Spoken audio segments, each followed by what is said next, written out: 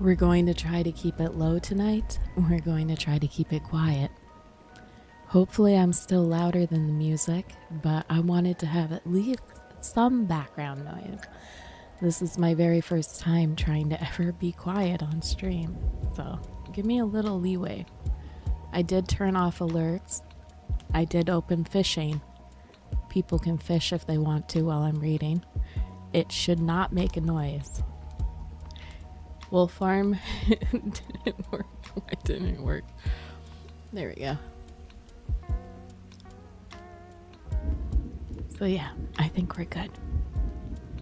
I'm gonna try to read it nice and quiet, nice and soft.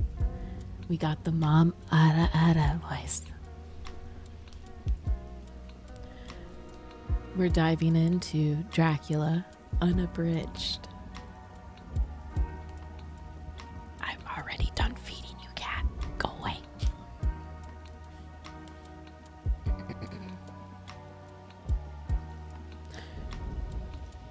Meow. Yeah, he's staring at me. I already fed him. Okay, chapter 1, Jonathan Harker's journal. The unique thing about Dracula is that it's written in the form of like a diary from multiple different characters, like a shared diary. It reads very much like a creepypasta, which is unique. It's about 200 years old, but it's very interesting and feels very modern. The 3rd of May. Left Munich at 8:35 p.m. On 1st May, arriving at Vienna early next morning. Should have arrived at 6:46, but train was an hour late. Budapest seems a wonderful place, from the glimpse which I got of it from the train and the little I could walk through the streets. I feared to go very far from the station, as we had arrived late and would start as near the correct time as possible. The impression I had was that we were leaving the west and entering the east. The most western of splendid bridges over the Danube, which is here of noble width and depth, took us among the traditions of Turkish rule. We left in pretty good time and came after nightfall to Klausenberg. Here I stopped for the night at the Hotel Royal. I had for dinner, or rather supper, a chicken done up some way with red pepper, which was very good but thirsty. I asked the waiter, and he said it was called paprika hendel, and that, as it was a national dish, I should be able to get it anywhere along the Carpathians. I found my smattering of German very useful here. Indeed, I don't know how I should be able to get on without it. Having had some time at my disposal when in London, I had visited the British Museum and made search among the books and maps in the library regarding Transylvania. It had struck me that some knowledge of the country should hardly fail to have some importance in dealing with a nobleman of that country. I find that the district he named is in the extreme east of the country, just on the borders of the 3 states, Transylvania, Moldavia, and Bukovina, in the midst of the Carpathian Mountains, one of the wildest and least known portions of Europe. I was not able to light on any map or work giving the exact locality of the Castle Dracula, as there are no maps of this country as yet to compare with our own Ordnance Survey maps. But I found that Ristrix, the post town named by Count Dracula, is a fairly well-known place. I shall enter here some of my notes, as they may refresh my memory when I talk over my travels with Mina. In the population of Transylvania, there are 4 distinct nationalities: Saxons in the south, and, mixed with them, the Wallachs, who are the descendants of the Dacians, Magyars in the west, and Sezkels in the east and north. I am going among the latter, who claim to be descended from Attila and the Huns. This may be so, for when the Magyars conquered the country in the 11th century, they found the Huns settled in. I read that every known superstition in the world is gathered into the horseshoe of the Carpathians, as if it were the center of some sort of imaginative whirlpool. If so, my stay may be very interesting. I did not sleep well, though my bed was comfortable enough, for I had all sorts of queer dreams.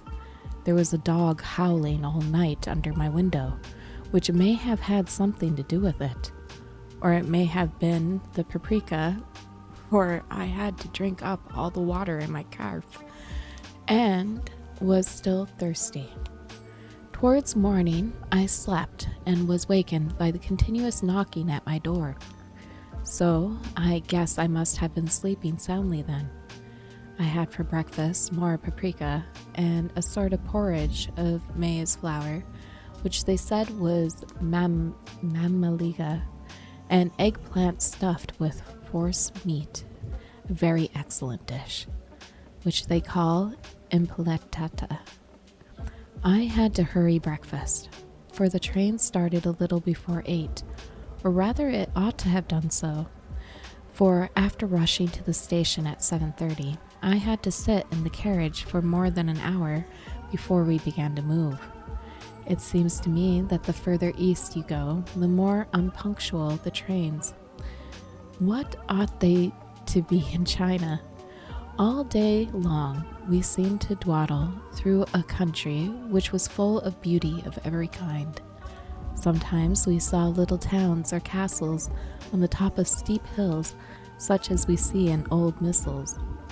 Sometimes we ran by rivers and streams, which seemed from the wide stony margin on each side of them to be subject to great floods. It takes a lot of water and running strong to sweep the outside edge of a river clear. At every station there were groups of people, sometimes crowds, and in all sorts of attire.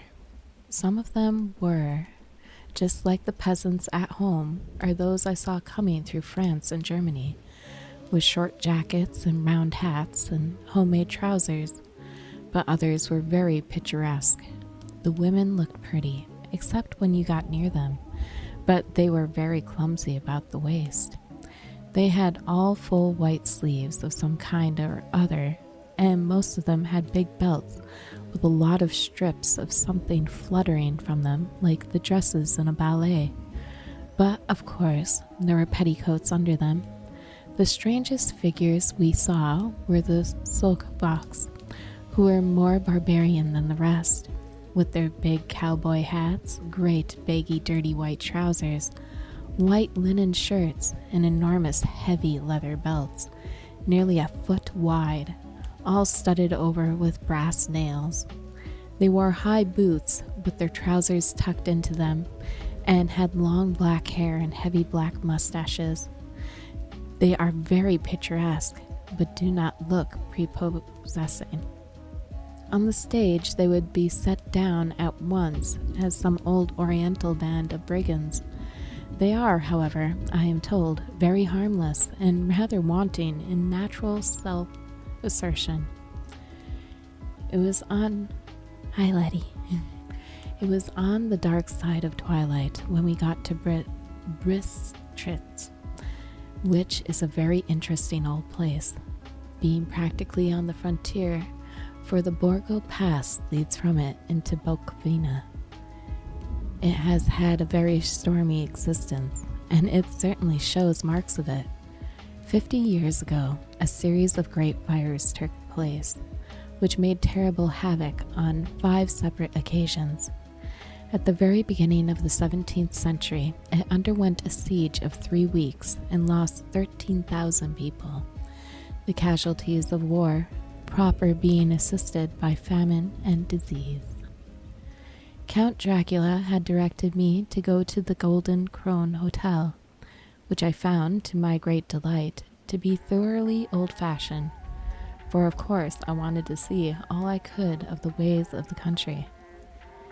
I was evidently expected, for when I got near the door, I faced a cheery-looking elderly woman in the usual peasant dress. White undergarment with a long double apron, front and back, of colored stuff, fitting almost too tight for modesty. When I came close, she bowed and said, "The Herr Englishman?" "Yes," I said, "Jonathan Harker." She smiled and gave some message to an elderly man in white shirt sleeves, who had followed her to the door. He went, but immediately returned with a letter. "My friend, welcome to the Carpathians. I am anxiously expecting you. Sleep well tonight.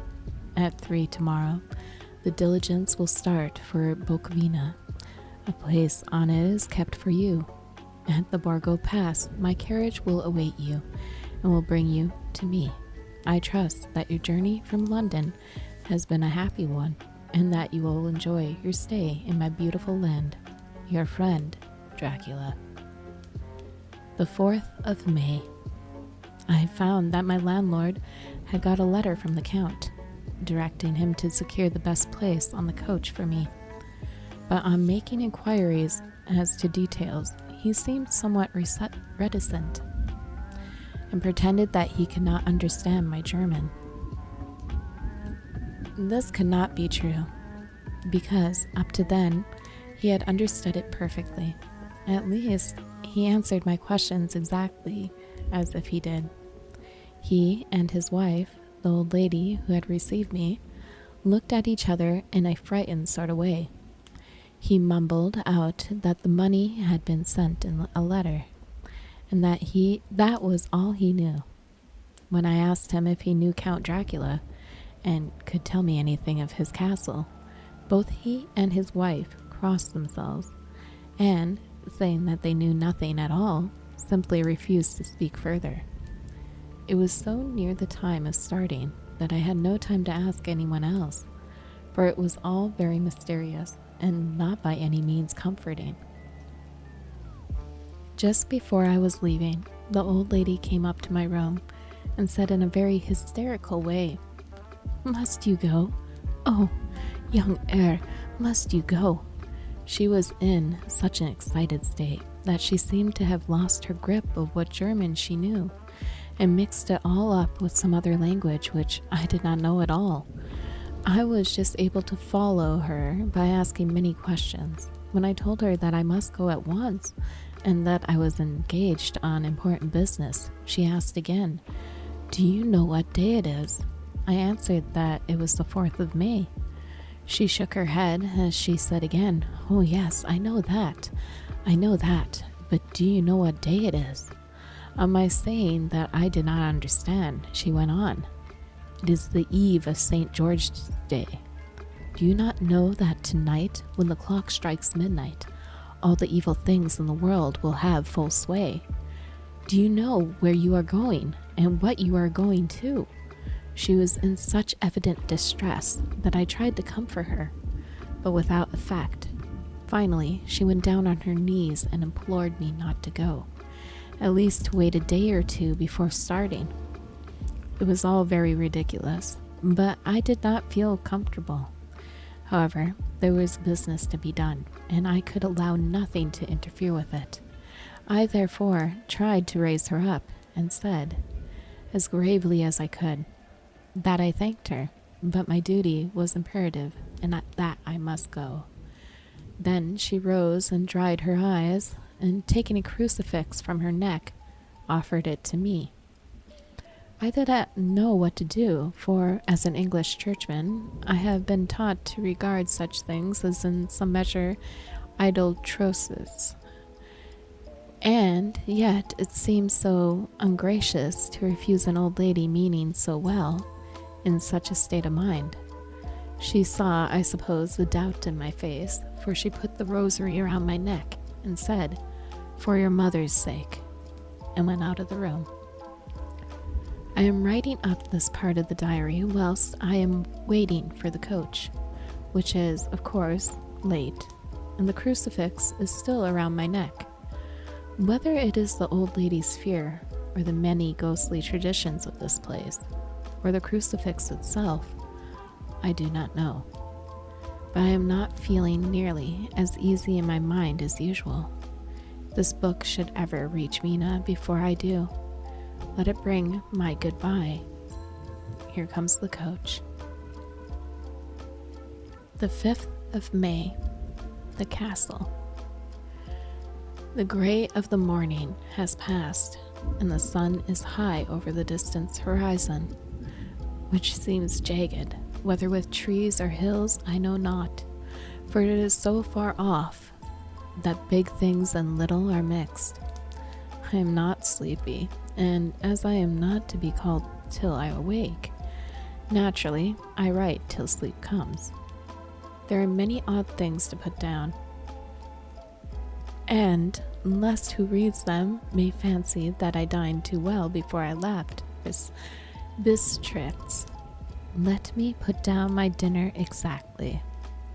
I dined on what they called robber steak, bits of bacon, onion, and beef seasoned with red pepper, and strung on sticks and roasted over the fire, in the simple style of the London cat's meat. The wine was golden medias, which produces a queer sting on the tongue, which is, however, not disagreeable. I had only a couple glasses of this, and nothing else. When I got on the coach, the driver had not taken his seat, and I saw him talking with the landlady. They were evidently talking of me, for every now and then they looked at me, and some of the people who were sitting on the bench outside the door, which they called by a name meaning word bearer, came and listened, and then looked at me, most of them pityingly. I could hear a lot of words often repeated, queer words, for there were many nationalities in the crowd, so I quietly got my polyglot dictionary from my bag and looked them out. I must say, they were not cheering to me, for amongst them were Ordog, Satan, Pokol, Hell, Zergoka, Witch, Warlock, and Volkslok, both which mean the same thing, one being Slovak and the other Serbian for something that is either werewolf or vampire. When we started, the crowd round the inn door, which had by this time swelled to a considerable size, all made the sign of the cross and pointed 2 fingers toward me. With some difficulty, I got a fellow passenger to tell me what they meant. He would not answer at first, but on learning that I was English, he explained that it was a charm or guard against the evil eye. This was not very pleasant for me, just starting for an unknown place to meet an unknown man, but everyone seemed so kind-hearted and so sorrowful and so sympathetic that I could not but be touched. I shall never forget the last glimpse which I had of the inn yard and its crowd of picturesque figures, all crossing themselves as they stood round the wide archway, with its background of rich foliage of oleander and orange trees, and the green tubs clustered in the center of the yard. Then our driver, whose wide linen drawers covered the whole front of the box seat, Gatsa they called them, cracked his big whip over his 4 small horses, which ran abreast, and we set off on our journey. I soon lost sight and recollection of ghostly fears in the beauty of the scene as we drove along, although had I known the language, or rather languages, which my fellow passengers were speaking, I might not have been able to throw them off so easily. Before us lay a green sloping land full of forests and woods, with here and there steep hills, crowned with clumps of trees or with farmhouses, the blank gable end to the road. There was everywhere a bewildering mass of fruit blossom, apple, plum, pear, cherry, and as we drove by I could see the green grass under the trees sprangled with fallen petals. In and out amongst these green hills of what they call here the Middle Land ran the road, losing itself as it swept around the grassy curve, or was shut out by the straggling ends of pine woods, which here and there ran down the hillsides like tongues of flame. The road was rugged, but still we seemed to fly over it with a feverish haste.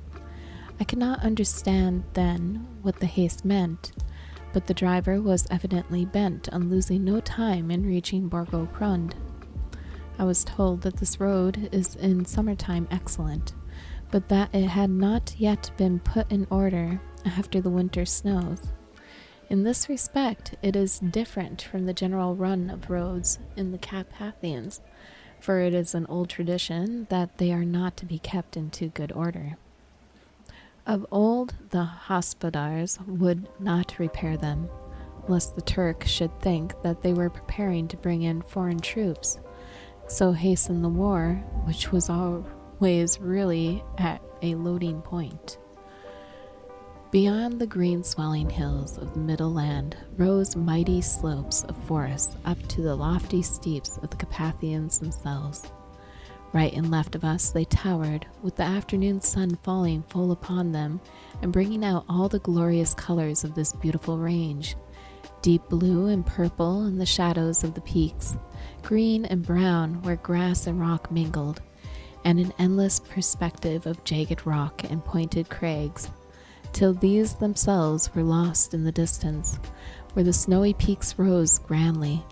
Here and there seemed mighty rifts in the mountains, through which, as the sun began to sink, we saw now and again the white gleam of falling water.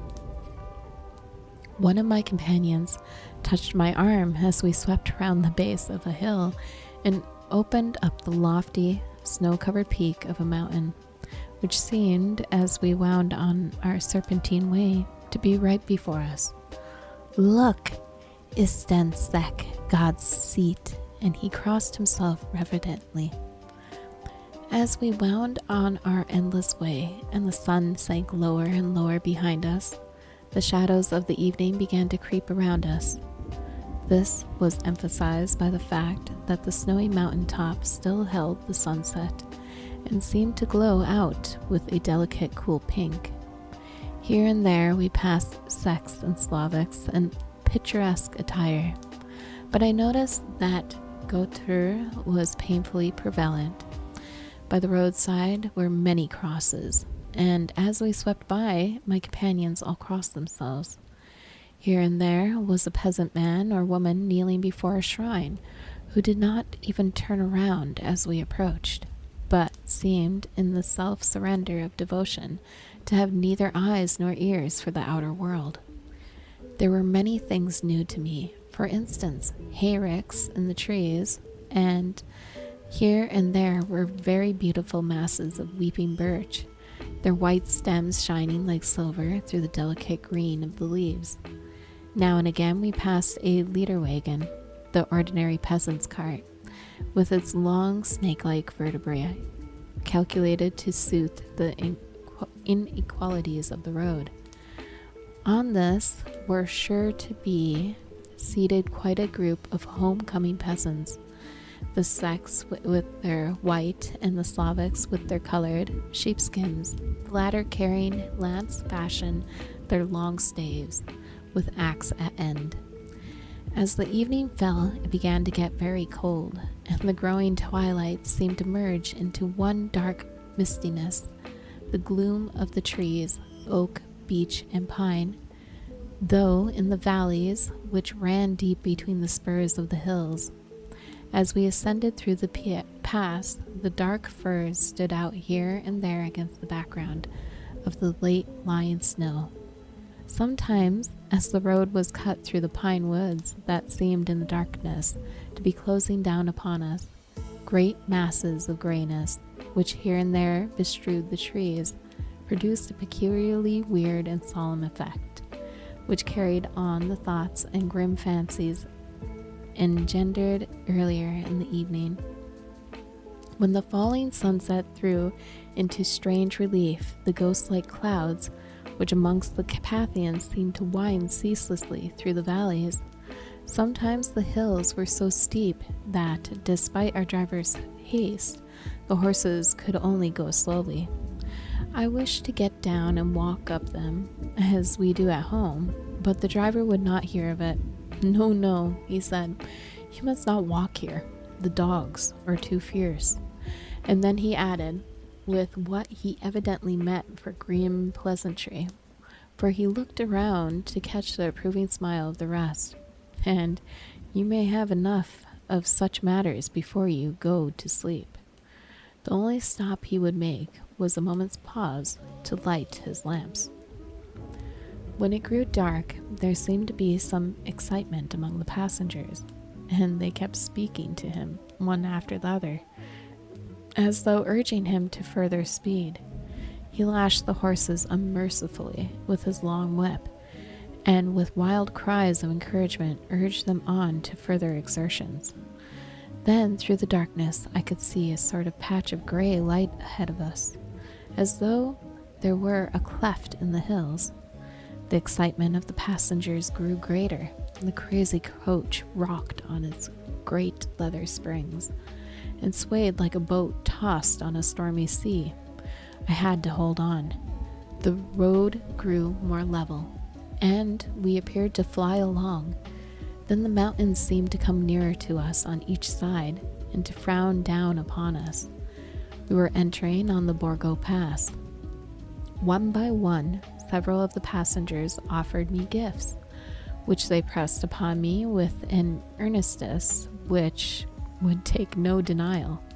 These were certainly of odd and varied kind, but each was given in simple good faith, with a kindly word and a blessing, and that strange mixture of fear-meaning movements which I had seen outside the hotel at Bistritz, the sign of the cross and the guard against the evil eye.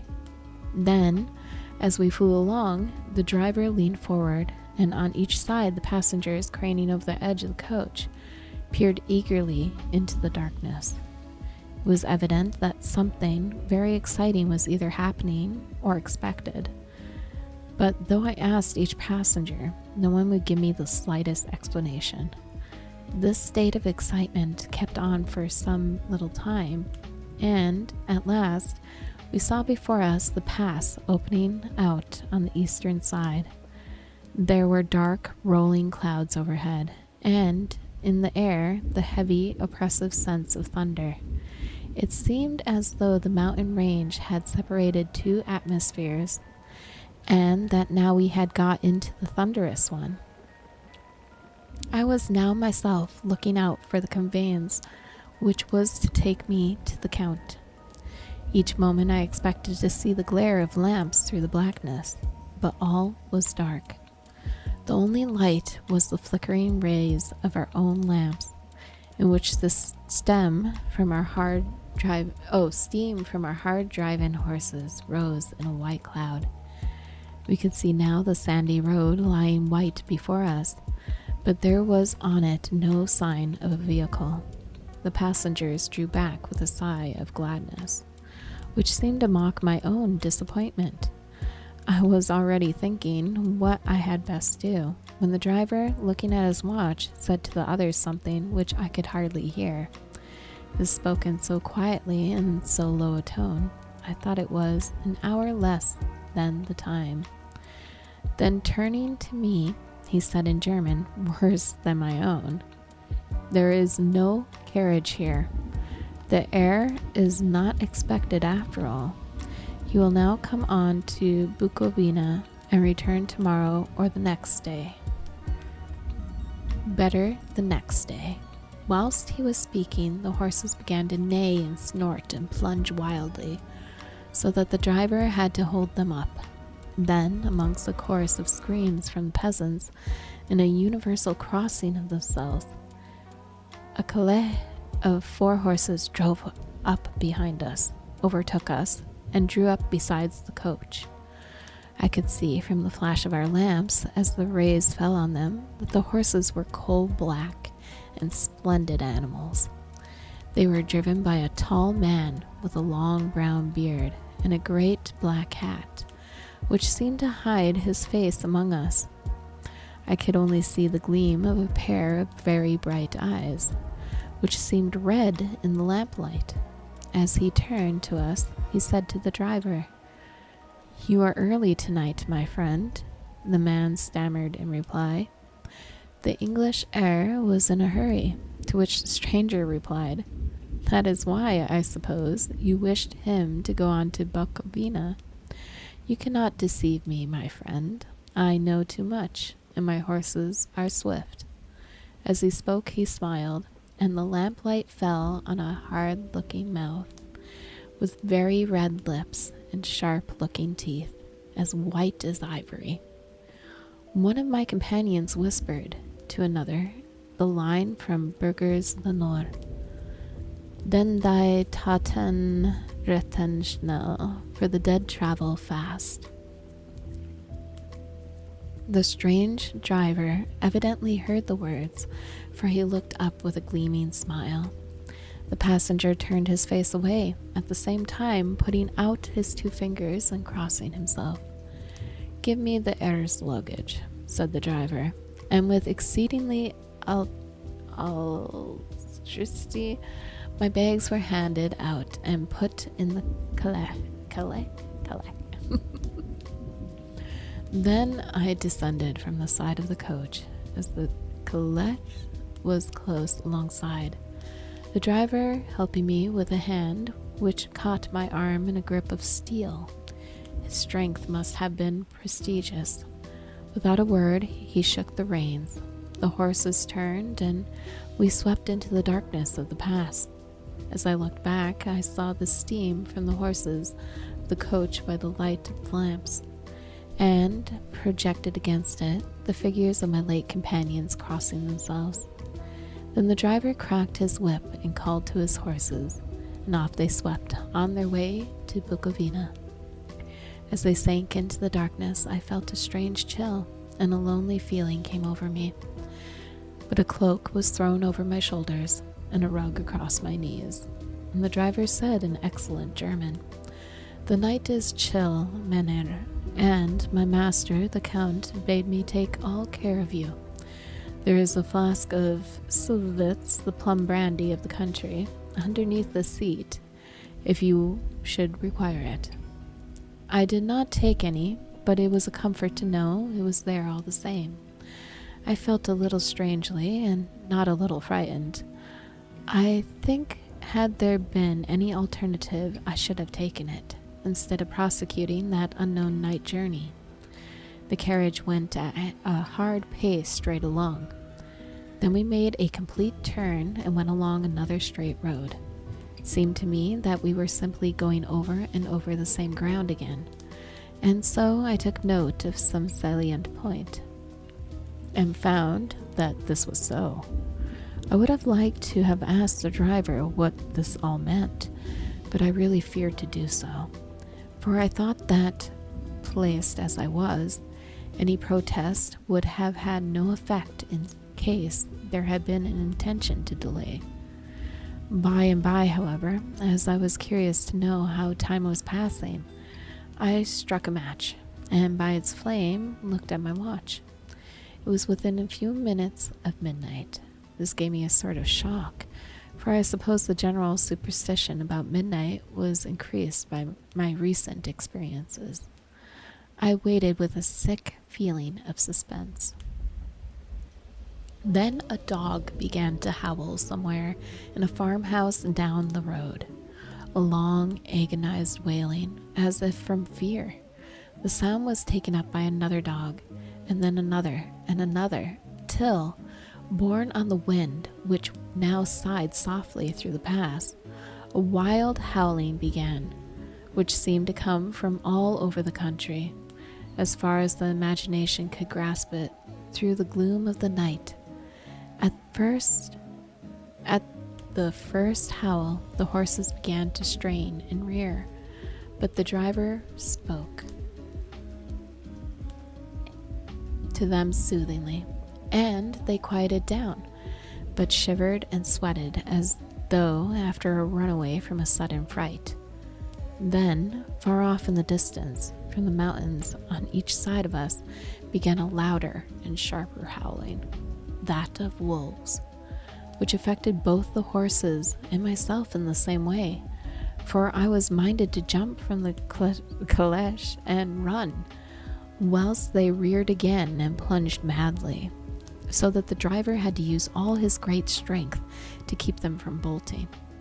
In a few minutes, however, my own ears got accustomed to the sound, and the horses so far became quiet that the driver was able to descend and to stand before them. He petted and soothed them and whispered something in their ears, as I have heard of horse tamers doing, and with extraordinary effect, for under his caresses they became quiet, quite manageable again, though they still trembled. The driver again took his seat and, shaking his reins, started off at a great pace. This time, after going to the far side of the pass, he suddenly turned down a narrow roadway, which ran sharply to the right. Soon we were hemmed in with trees, which in places arched right over the roadway, till we passed as through a tunnel, and again great frowning rocks guarded us boldly on either side. Though we were in shelter, we could hear the rising wind, for it moaned and whistled through the rocks, and the branches of the trees crashed together as we swept along. It grew colder and colder still, and fine powdery snow began to fall, so that soon we and all around us were covered in a white blanket. The keen wind still carried the howling of the dogs, though this grew fainter as we went on our way. The baying of the wolves sounded nearer and nearer, as though they were closing around on us from every side. I grew dreadfully afraid, and the horses shared my fear. The driver, however, was not in the least disturbed. He kept turning his head left and right, but I could not see anything through the darkness. Suddenly, away on our left, I saw a faint, flickering blue flame. The driver saw it at the same moment. He at once checked the horses and, jumping to the ground, disappeared into the darkness. I did not know what to do, the less as the howling of the wolves grew closer. But while I wondered, the driver suddenly appeared again, without a word, took his seat, and resumed our journey. I think I must have fallen asleep and kept dreaming of the incident, for it seemed to be repeated endlessly, and now looking back, it is like a sort of awful nightmare. Once the flame appeared so near the road that even in the darkness around us, I could watch the driver's motions. He went rapidly to where the blue flame arose. It must have been very faint, for it did not seem to illuminate the place around it at all, and gathering a few stones, formed them into some device. There appeared a strange optical effect. When he stood between me and the flame, he did not obstruct it, for I could see its ghostly flicker all the same. This startled me, but as the effect was only momentary, I took it that my eyes deceived me, straining through the darkness. Then, for a time, there were no blue flames, and we sped onwards through the gloom, with the howling of the wolves around us, as they were following in a moving circle. At last there came a time when the driver went further afield than he had yet gone. During his absence, the horses began to tremble worse than ever, and to snort and scream with fright. I could not see any cause for it, for the howling of the wolves had ceased altogether. But just then the moon, sailing through the black clouds, peered behind the jagged crest of a beetling, pine-clad rock, and by its light I saw around us a ring of wolves, with white teeth and lolling red tongues, with long sinewy limbs and shaggy hair. They were 100 times more terrible in the grim silence which held them than even when they howled, For myself, I felt a sort of paralysis of fear. It is only when a man feels himself face to face with such horrors that he can understand their true import. All at once, the wolves began to howl, as though the moonlight had had some peculiar effect on them. The horses jumped about and reared and looked helplessly around with eyes that rolled in a way painful to see, but the living ring of terror encompassed them on every side, and they had perforce to remain within it. I called to the coachman to come, for it seemed to me that our only chance was to try to break out through the ring and to aid his approach. I shouted and beat the side of the caleche, hoping by the noise to scare the wolves from that side, so as to give him a chance of reaching the trap. How he came there I know not, but I heard his voice raised in a tone of imperious command, and looking towards the sound, saw him stand in the roadway. As he swept his long arms, as though brushing aside some impalpable obstacle, the wolves fell back and back further still. Just then, a heavy cloud passed across the face of the moon, so that we were again in darkness. When I could see again, the driver was climbing into the caleche, and the wolves had disappeared. This was all so strange and uncanny that a dreadful fear came upon me, and I was afraid to speak or move. The time seemed interminable as we swept on our way, now in an almost complete darkness, for the rolling clouds obscured the moon. We kept on ascending, with occasional periods of quick descent, but in the main always ascending. Suddenly, I became conscious of the fact that the driver was in the act of pulling up the horses in the courtyard of a vast ruined castle, from whose tall black windows came no ray of light, and whose broken battlements showed a jagged line against the moonlit sky. The 5th of May. I must have been asleep, for certainly if I had been fully awake, I must have noticed the approach of such a remarkable place.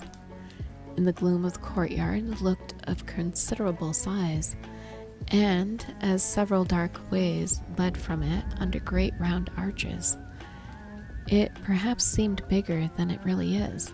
I have not yet been able to see it by daylight. When the caleche stopped, the driver jumped down and held out his hand to assist me to alight.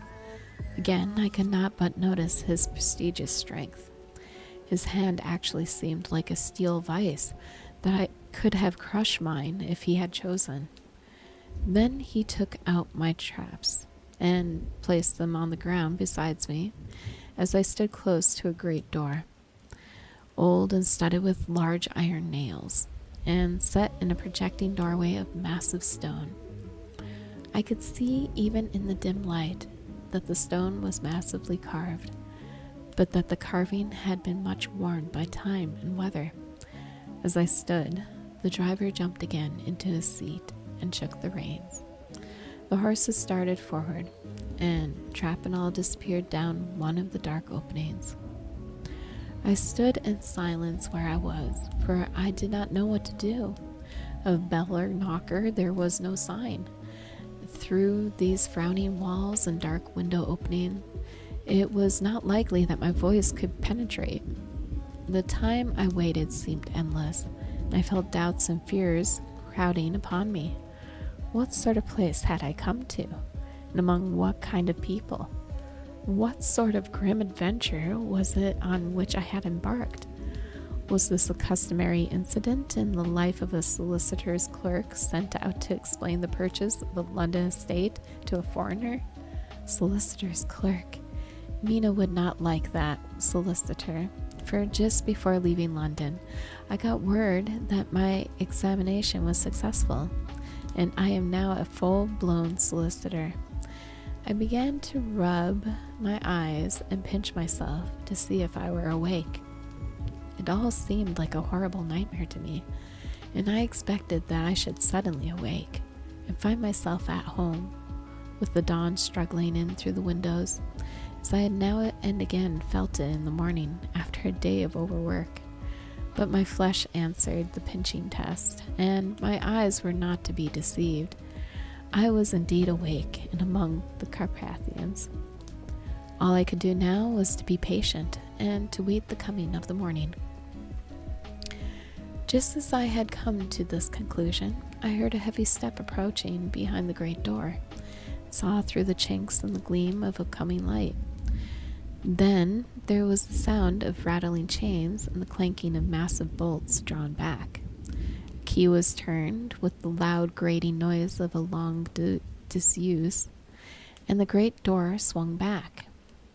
Within stood a tall old man, clean-shaven save for a long white mustache, and clad in black from head to foot, without a single speck of color about him anywhere.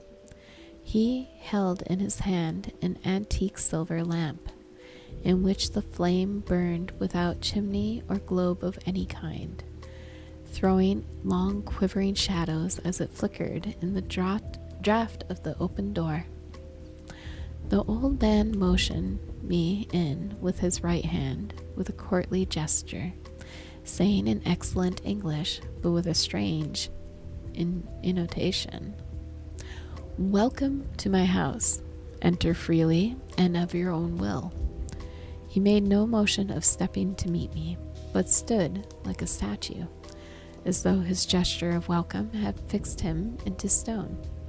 The instant, however, that I had stepped over the threshold, he moved impulsively forward, and holding out his hand, grasped mine with a strength which made me wince, an effect which was not lessened by the fact that it seemed as cold as ice, more like the hand of a dead than a living man. Again he said, "Welcome to my house. Come freely, go safely, and leave something of the happiness you bring." The strength of his handshake was so much akin to that which I had noticed in the driver, whose face I had not seen, for a moment I doubted if it were not the same person to whom I was speaking. So to make sure, I said interrogatively, "Count Dracula?" He bowed in a courtly way as he replied, "I am Dracula, and I bid you welcome, Mr. Harker, to my house. Come in. The night air is chill, and you must need to eat and rest." As he was speaking, he put the lamp on a bracket on the wall, and stepping out, took my luggage. He had carried it in before I could forestall him. I protested, but he insisted. "Nay, sir, you are my guest. It is late, and my people are not available. Let me see to your comfort myself." He insisted on carrying my traps along the passage, and then up a great winding stair, and along another great passage, on whose stone floor our steps rang heavily. At the end of this he threw open a heavy door, and I rejoiced to see within a well-lit room, in which a table was spread for supper, and on whose mighty hearth a great fire of logs, freshly replenished, flamed and flared. The Count halted, putting down my bags, closed the door, and, crossing the room, opened another door, which led into a small octagonal room lit by a single lamp, and seemingly without a window of any sort. Passing through this, he opened another door and motioned me to enter. It was a welcome sight, for here was a great bedroom, well lighted and warmed by another log fire, also added to but lately, for the top logs were fresh, which sent a hollow roar up the wide chimney. The Count himself left my luggage inside and withdrew, saying, before he closed the door, "You will need, after your journey, to refresh yourself by making your toilet. I trust you will find all you wish. When you are ready, come into the other room, where you will find your supper prepared." The light and warmth and the Count's courteous welcome seemed to have dissipated all my doubts and fears. Having then reached my normal state, I discovered that I was half famished with hunger, so making a hasty toilet, I went into the other room. I found supper already laid out. My host, who stood on one side of the great fireplace, leaning against the stonework, made a graceful wave of his hand to the table and said, "I pray you, be seated and sup how you please. You will, I trust, excuse me that I do not join you, but I have dined already, and I do not sup." I handed to him the sealed letter which Mr. Hawkins had entrusted to me. He opened it and read it gravely. Then, with a charming smile, he handed it to me to read. One passage of it, at least, gave me a thrill of pleasure. "I must regret that an attack of gout, from which malady I am constant sufferer, forbids absolutely any traveling on my part for some time to come. But I am happy to say I can send a sufficient substitute, one in whom I have every possible confidence. He is a young man, full of energy and talent in his own way, and of a very faithful disposition. He is discreet and silent, and has grown into manhood in my service. He shall be ready to attend on you when you will during his stay, and shall take your instructions in all matters." The Count himself came forward and took off the cover of a dish, and I fell to at once on an excellent roast chicken. This, with some cheese and a salad and a bottle of old Tokay, of which I had 2 glasses, was my supper. During the time I was eating it, the Count asked me many questions as to my journey. I told him by degrees all I had experienced. By this time I had finished my supper, and by my host's desire had drawn up a chair by the fire and begun to smoke a cigar, which he offered me, at the same time excusing himself that he did not smoke. I had now an opportunity of observing him, and found him of a very marked physiognomy. I don't know that word. His face was a very strong, aquiline, with high bridge of the thin nose and peculiarly arched nostrils, with lofty domed forehead, and hair growing scantily around the temples, but profusely anywhere else. His eyebrows were very massive, almost meeting over the nose, and with bushy hair that seemed to curl in on its own profusion. The mouth, so far as I could see it, under the heavy mustache, was fixed and rather cruel looking, with peculiarly sharp white teeth. These protruded over the lips, whose remarkable ruddiness showed astonishing vitality in a man of his years. For the rest, his ears were pale, and at the tops extremely pointed. The chin was broad and strong, and the cheeks firm, though thin. The general effect was one of extraordinary pallor. Here, there, too, I had noticed the backs of his hands as they lay on his knees in the firelight. They had seemed rather white and fine, but seeing them now close to me, I could not notice but they were rather coarse, broad with squat fingers. Strange to say, there were hairs in the center of the palm. The nails were long and fine and cut to a sharp point. As the Count leaned over me and his hands touched me, I could not repress a shudder. It may have been that his breath was rank, but a horrible feeling of nausea came over me, which, do what I would, I could not conceal. The Count, evidently noticing it, drew back, and with a grim sort of smile, which showed more than he had yet done his protuberant teeth, sat himself down again on his own side of the fireplace. We were both silent for a while, and as I looked towards the window, I saw the first dim streak of the coming dawn. There seemed a strange stillness over everything, but as I listened, I heard, as if from down below in the valley, the howling of many wolves. The Count's eyes gleamed, and he said, "Listen to them, the children of the night, what music they make." Seeing, I suppose, some expression in my face strange to him, he added, "Ha, sir, you dwellers in the city cannot enter into the feelings of the hunter." Then he rose and said, "But you must be tired. Your bedroom is all ready, and tomorrow you shall sleep as late as you will. I have to be away till the afternoon, so sleep well and dream well." With a courteous bow, he opened for me himself the door to the octagonal room, and I entered my bedroom. I am all in a sea of wonders. I doubt, I fear, I think strange things, which I dare not confess to my own soul. God keep me, if only for the sake of those dear to me. The 7th of May. It is again early morning, but I have rested and enjoyed the last 24 hours. I slept till late in the day and awoke of my own accord. When I had dressed myself, I went into the room where we had supped and found a cold breakfast laid out, with coffee kept hot by the pot by being placed on the hearth.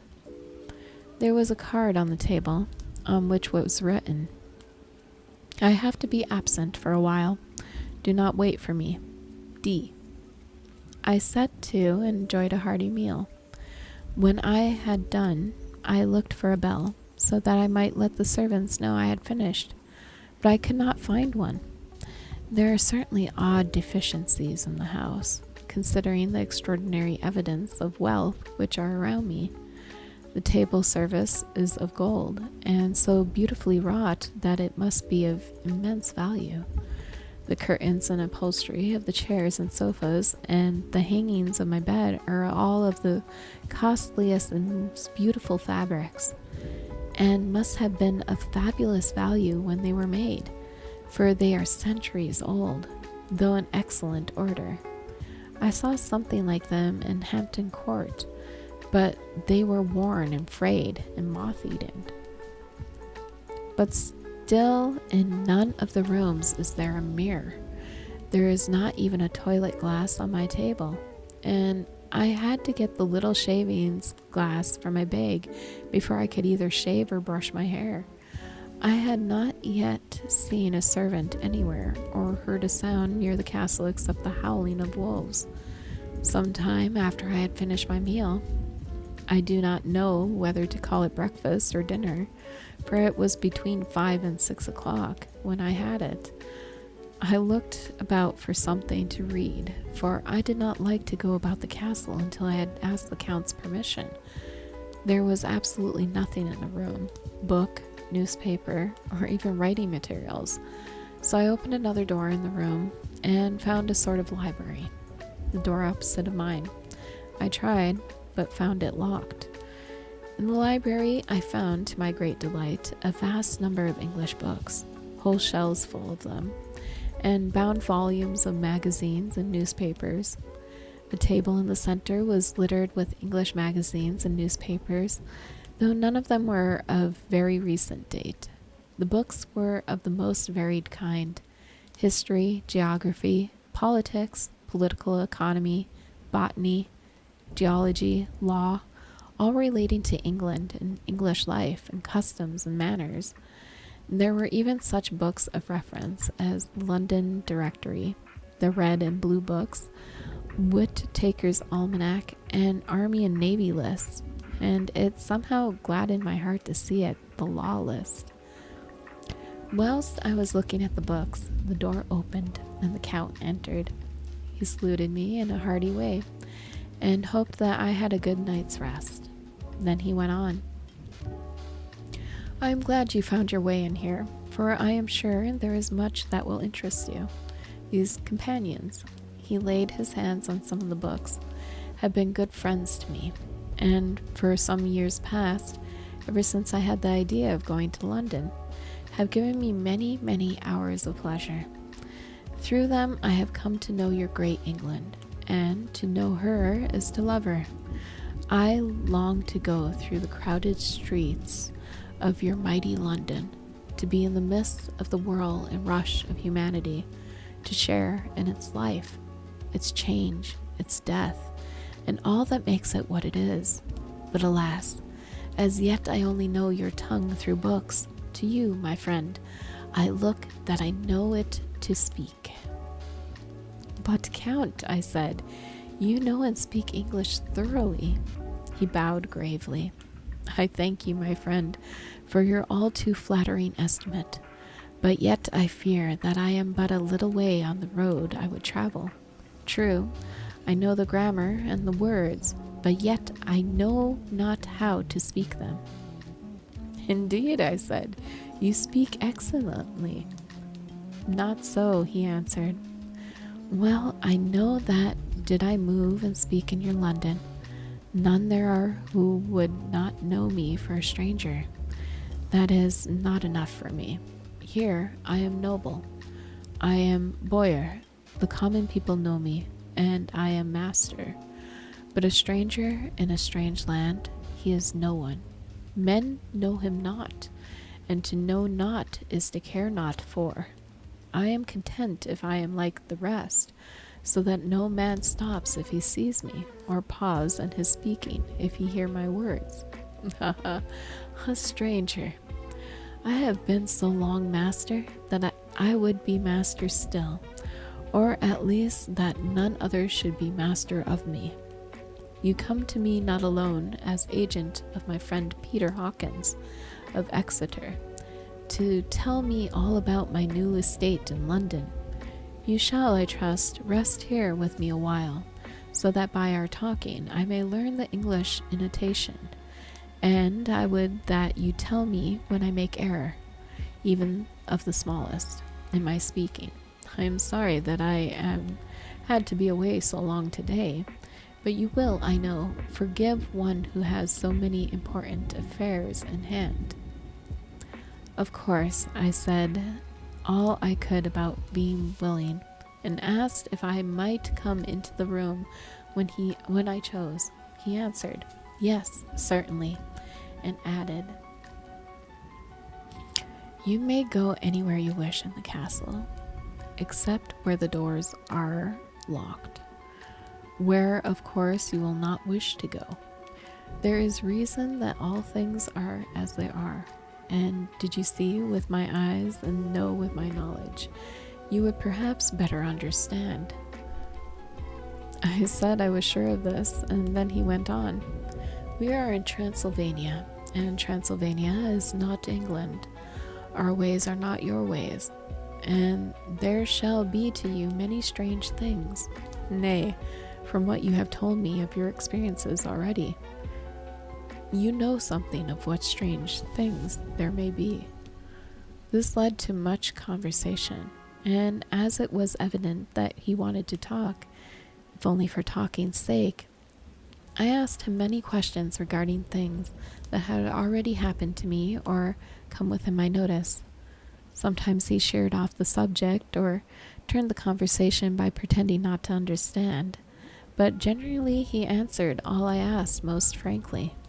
Then, as time went on, and I had got somewhat bolder, I asked him of some of the strange things of the preceding night, as, for instance, why the coachman went to the places where he had seen the blue flames.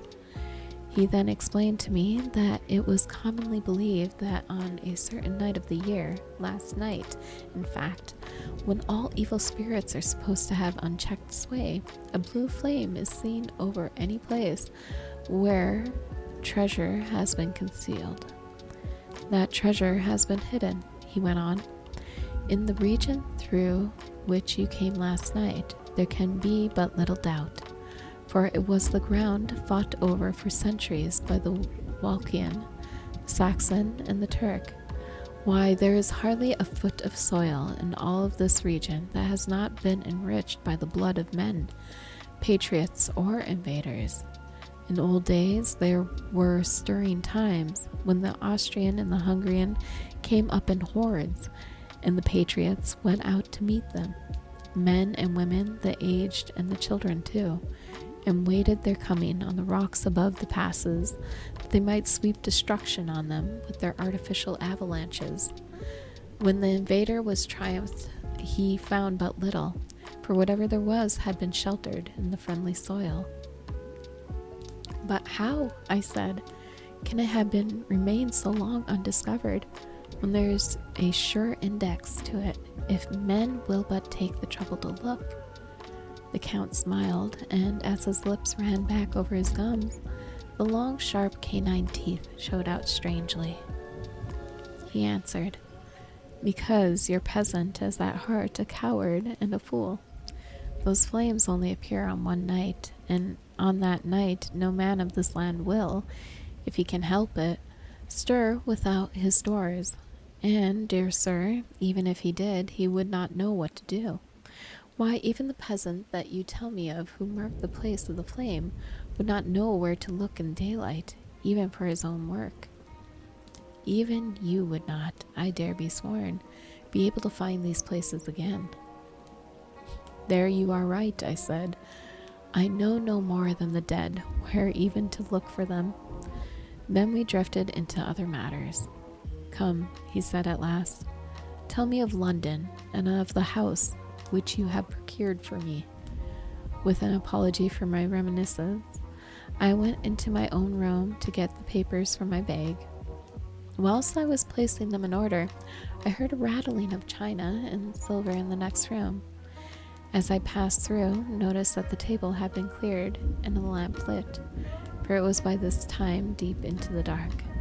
The lamps were also lit in the study, or library. I found the Count lying on the sofa, reading, of all things in the world, an English Bradshaw's Guide. When I came in, he cleared the books and papers from the table, and with him I went into plans and deeds and figures of all sorts. He was interested in everything, and asked me a myriad of questions about the place and its surroundings.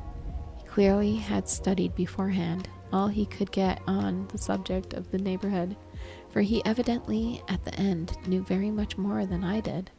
When I remarked this, he answered, "Well, but my friend, it is not needful that I should.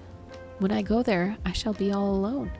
And my friend Harker, Jonathan, nay, pardon me, I fall into my country's habit of putting your patronymic first. My friend, Jonathan Harker, will not be by my side to correct and aid me. He will be in Exeter, miles away, probably working at papers of the law with my other friend, Peter Hawkins. So we went thoroughly into business of the purchase of the estate at Purefleet. When I had told him the facts and got his signature to the necessary papers, and had written a letter with them ready to post to Mr. Hawkins, he began to ask me how I had come across so suitable a place.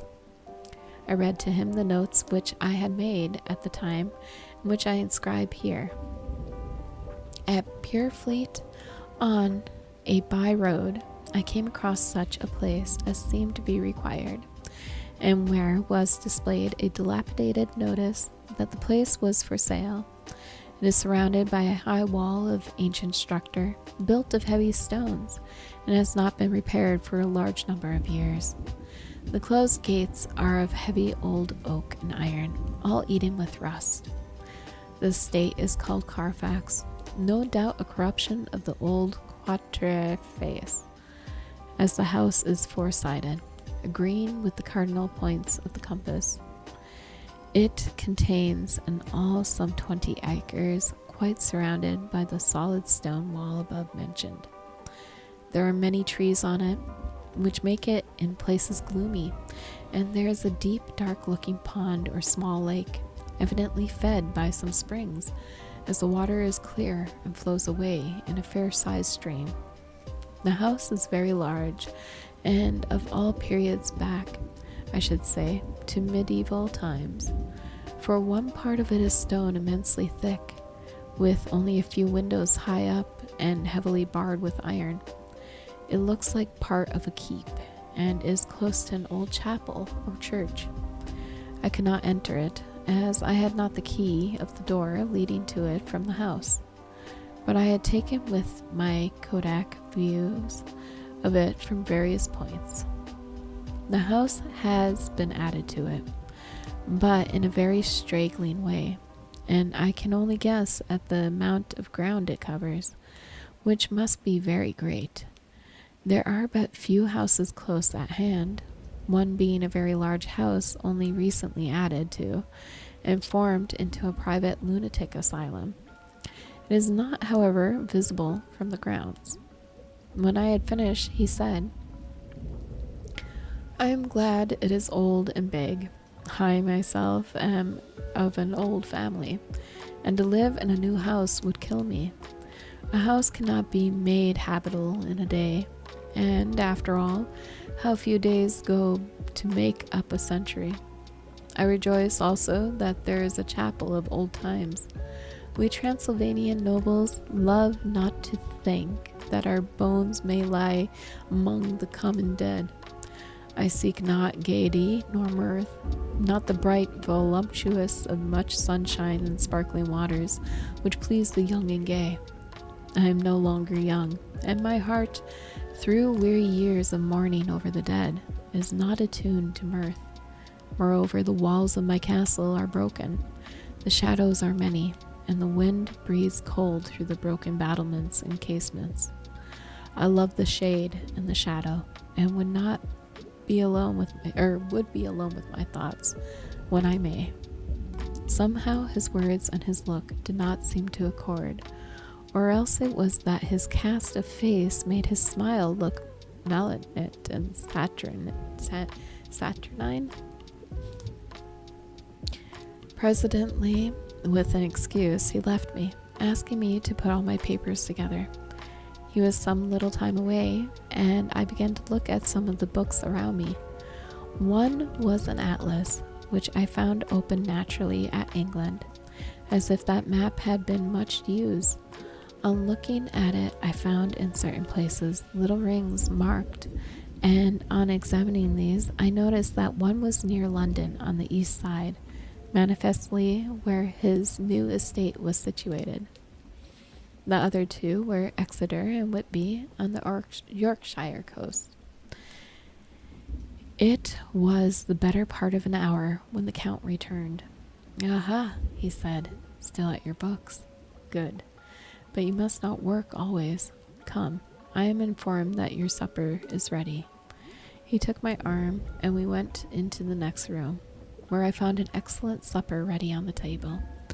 The Count again excused himself, as he had dined out on his being away from home, but he sat as on the previous night, and chatted whilst I ate. After supper I smoked, as on the last evening, and the Count stayed with me, chatting and asking questions on every conceivable subject, hour after hour. I felt that it was getting very late indeed, but I did not say anything, for I felt under obligation to meet my host's wishes in every way. I was not sleepy, as the long sleep yesterday had fortified me, but I could not help experiencing that chill which comes over one at the coming of the dawn, which is like, in its way, the turn of the tide. They say that people who are near death die generally at the change to the dawn, or at the turn of the tide. Any one who has had when tired, and tied as it were to his post, experienced this change in the atmosphere can well believe it. All at once we heard the crow of a cock coming up with the preternatural shrillness through the clear morning air. Count Dracula, jumping to his feet, said, "Why, there is the morning again. How remiss I am to let you stay up so long. You must make your conversation regarding my dear new country of England less interesting, so that I may not forget how time flies by us." And with a courtly bow, he quickly left me. I went into my room, drew the curtains, but there was little to notice. My window opened into the courtyard. All I could see was the warm gray of the quickening sky. So I pulled the curtains again, and have written of this day. May 8th. I began to fear, as I wrote in this book, that I was getting too diffuse. But now I am glad that I went into detail from the first, for there is something so strange about this place, and all in it, that I cannot but feel uneasy. I wish I were safe out of it, or that I had never come. It may be that this strange night existence is telling on me, but that were all. If there were anyone to talk to, I could bear it, but there is no one. I have only the Count to speak with, and I fear I am myself the only living soul within the place. Let me be prosaic so far as facts can be. It will help me to bear it up, and imagination must not run riot with me. If it does, I am lost. Let me say at once how I stand or seem to. I only slept a few hours when I went to bed, and feeling that I could not sleep anymore, I got up. I had hung my shaving glass by the window and was just beginning to shave. Suddenly, I felt a hand on my shoulder and heard the Count's voice saying to me, "Good morning." I started, for it amazed me that I had not seen him, since the reflection of the glass covered the whole room behind me. In starting, I had cut myself slightly, but did not notice it at the moment. Having answered the Count's salutation, I turned the glass again to see how I had been mistaken. This time, there could be no error, for the man was close to me, and I could see him over my shoulder, but there was no reflection of him in the mirror. The whole room behind me was displayed, but there was no sign of a man in it, except myself. This was startling, and coming on top of so many strange things, was beginning to increase that vague feeling of uneasiness which I always have when the Count is near. But at the instant I saw that the cut had bled a little, and the blood was trickling over my chin. I laid down the razor, turning as I did so half round to look for something sticking plaster. When the Count saw my face, his eyes blazed with a sort of demonic fury, and he suddenly made a grab at my throat. I drew away, and his hand touched the string of beads which held the crucifix. It made an instant change in him, for the fury passed so quickly that I could hardly believe it was even there. "Take care," he said. "Take care how you cut yourself. It is more dangerous than you think in this country."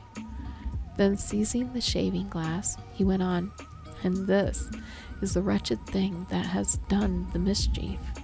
It is the foul bauble of man's vanity. Away with it." And opening the heavy window with one wrench of his terrible hand, he flung out the glass, which was shattered into 1,000 pieces on the stone of the courtyard far below. Then he withdrew without a word. It is very annoying, for I do not see how I am to shave, unless in my watch case or the bottom of the shaving pot, which is fortunately of metal. When I went into the dining room, breakfast was prepared, but I could not find the Count anywhere, so I breakfasted alone. It is strange that yet I have not seen the Count eat or drink. He must be a very peculiar man. After breakfast, I did a little exploring in the castle. I went out on the stairs and found a room looking towards the south. The view was magnificent, and from where I stood, there was every opportunity of seeing it. The castle is on the very edge of a terrible precipice. Stone falling from the window would fall 1,000 feet without touching anything. As far as the eye can reach is a sea of green tree tops, with occasionally a deep rift where there is a chasm. Here and there are silver threads where the rivers wind in deep gorges through the forest. But I am not in heart to describe beauty, for when I had seen the view, I explored further. Doors, doors, doors everywhere. and all locked and bolted. In no place save the windows in the castle walls is there an available exit. The castle is a veritable prison, and I am a prisoner. When I found that I was a prisoner, a sort of wild feeling came over me. I rushed up and down the stairs, trying every door and peering out of every window I could find. But after a little, the conviction of my helplessness overpowered all other feelings. When I look back after a few hours, I think I must have been mad for the time, for I behaved much as a rat does in a trap. When, however, the conviction had come to me that I was helpless, I sat down quietly, as quietly as I have ever done anything in my life. Began to think over what was best to be done. I am thinking still, and as yet have come to no definite conclusion. One thing only I am certain, that it is no use making my ideas known to the Count. He knows well that I am imprisoned, and as he has done it himself, and has doubtless his own motives for it, he would only deceive me if I trusted him fully with the facts. So far as I can see, my only plan will be to keep my knowledge, my fears to myself. My eyes open. I am, I know, either being deceived, like a baby, by my own fears, or else I am in desperate straits. And if the latter be so, I need, and shall need, all my brains to get through. Time for a short drink break.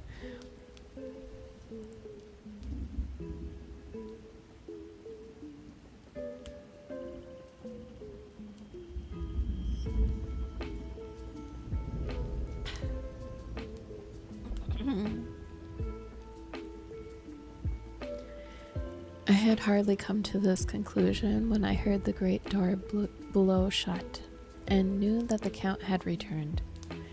He did not come at once into the library, so I went cautiously to my own room, found him making the bed. This was odd, but only confirmed what I had all along thought, that there were no servants in this house. When later I saw him through the chink of the hinges of the door, laying the table in the dining room, I was assured of it. For if he does himself all these menial offices, surely it is proof that there is no one else to do them. This gave me a fright, for if there is no one else in the castle, it must have been the Count himself, who was the driver of the coach that brought me here. This is a terrible thought, for if so, what does it mean that he could control the wolves as he did, by only holding up his hand in silence? How was it that all the people at Brischitz and on the coach had some terrible fear for me?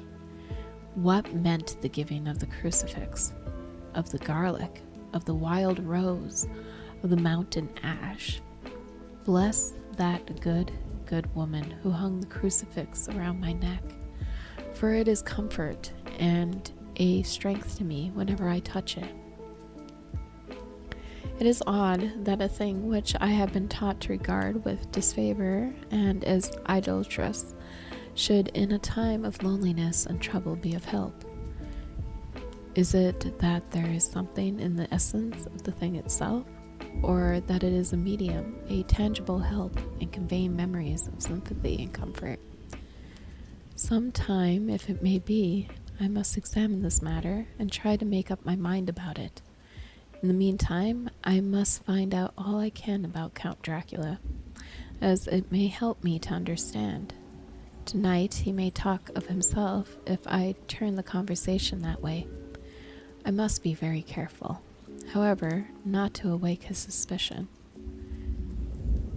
I had a long talk with the Count. I asked him a few questions on Transylvania history, and he warmed up to the subject wonderfully. In his speaking of things and people, and especially of battles, he spoke as if he had been present at all of them. This he afterwards explained by saying that to a boyar, the pride of his house and name is his own pride. that their glory is his glory, that their fate is his fate. Whenever he spoke of his house, he always said we, and spoke almost in the plural, like a king speaking. I wish I could put down all he said exactly as he said it, for to me was most fascinating. It seemed to have in it a whole history of the country.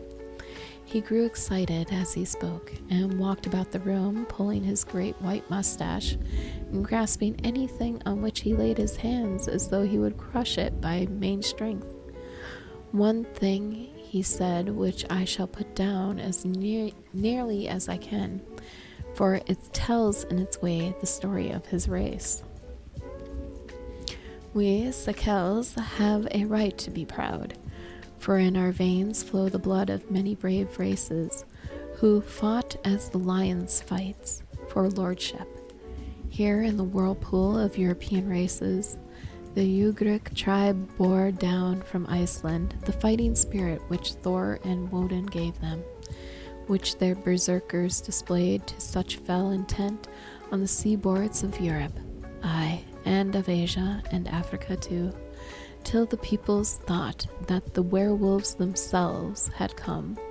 Here too, when they came, they found the Huns, whose warlock fury had swept the earth like a living flame, till the dying peoples held that in their veins ran the blood of those old witches, who, expelled from the Cynthia, had mated with the devils in the desert. Fools, fools! What devil or what witch was ever so great as Attila, whose blood is in their veins? He held up his arms. Is it a wonder that we, a conquering race, that we were proud, that when the Magyar, the Lombard, the Avar, the Bulgar, or the Turk poured his thousands on our frontiers, we drove them back? Is it strange that when Arpad and his legions swept through the Hungarian fatherland, he found us here when he reached the frontier, that the Hanfoglalas was completed there? And when the Hungarian flood swept eastward, the Kells were claimed as kindred by the victorious Magyars, and to us for centuries was trusted the guarding of the frontier of Turkey land, aye, and more than that, endless duty of the frontier guard, for, as the Turks say, water sleeps, and the enemy is sleepless. Who more gladly than we throughout the four nations received the bloody sword, or at its warlike call flocked quicker to the standard of the king? When was redeemed that great shame of my nation, the shame of Kasova, when the flags of the Wallach and the Magyar went down to beneath the crescent? Who was it but one of my own race, who was as voivode, crossed the Danube and beat the Turk on his own ground? This was a Dracula indeed. Woe was it that his own unworthy brother, when he had fallen, sold his people to the Turk, and brought the shame of slavery on them. Was it not this Dracula indeed, who inspired that other of his race, who in later age again and again brought his forces over the great river into Turkey land, who, when he was beaten back, came again and again and again, though he had to come alone from the bloody field where his troops were being slaughtered, since he knew that he alone could ultimately triumph. They said that he thought only of himself. Bah! What good are peasants without a leader? Where ends the war without a brain and a heart to conduct it? Again, when after the battle of Mohacs, we threw off the Hungarian yoke, we of the Dracula blood were amongst their leaders, for our spirit would not brook that we were not free. Ah, young sir, the Sakels and the Dracula, as their heart's blood, their brains, and their swords, can boast a record that mushroom growths like the Habsburg and the Romanovs can never reach. The warlock days are over. Blood is too precious a thing in these days of dishonorable peace, and the glories of the great races are as a tale that is told. It was by this time, close on morning, that we went to bed.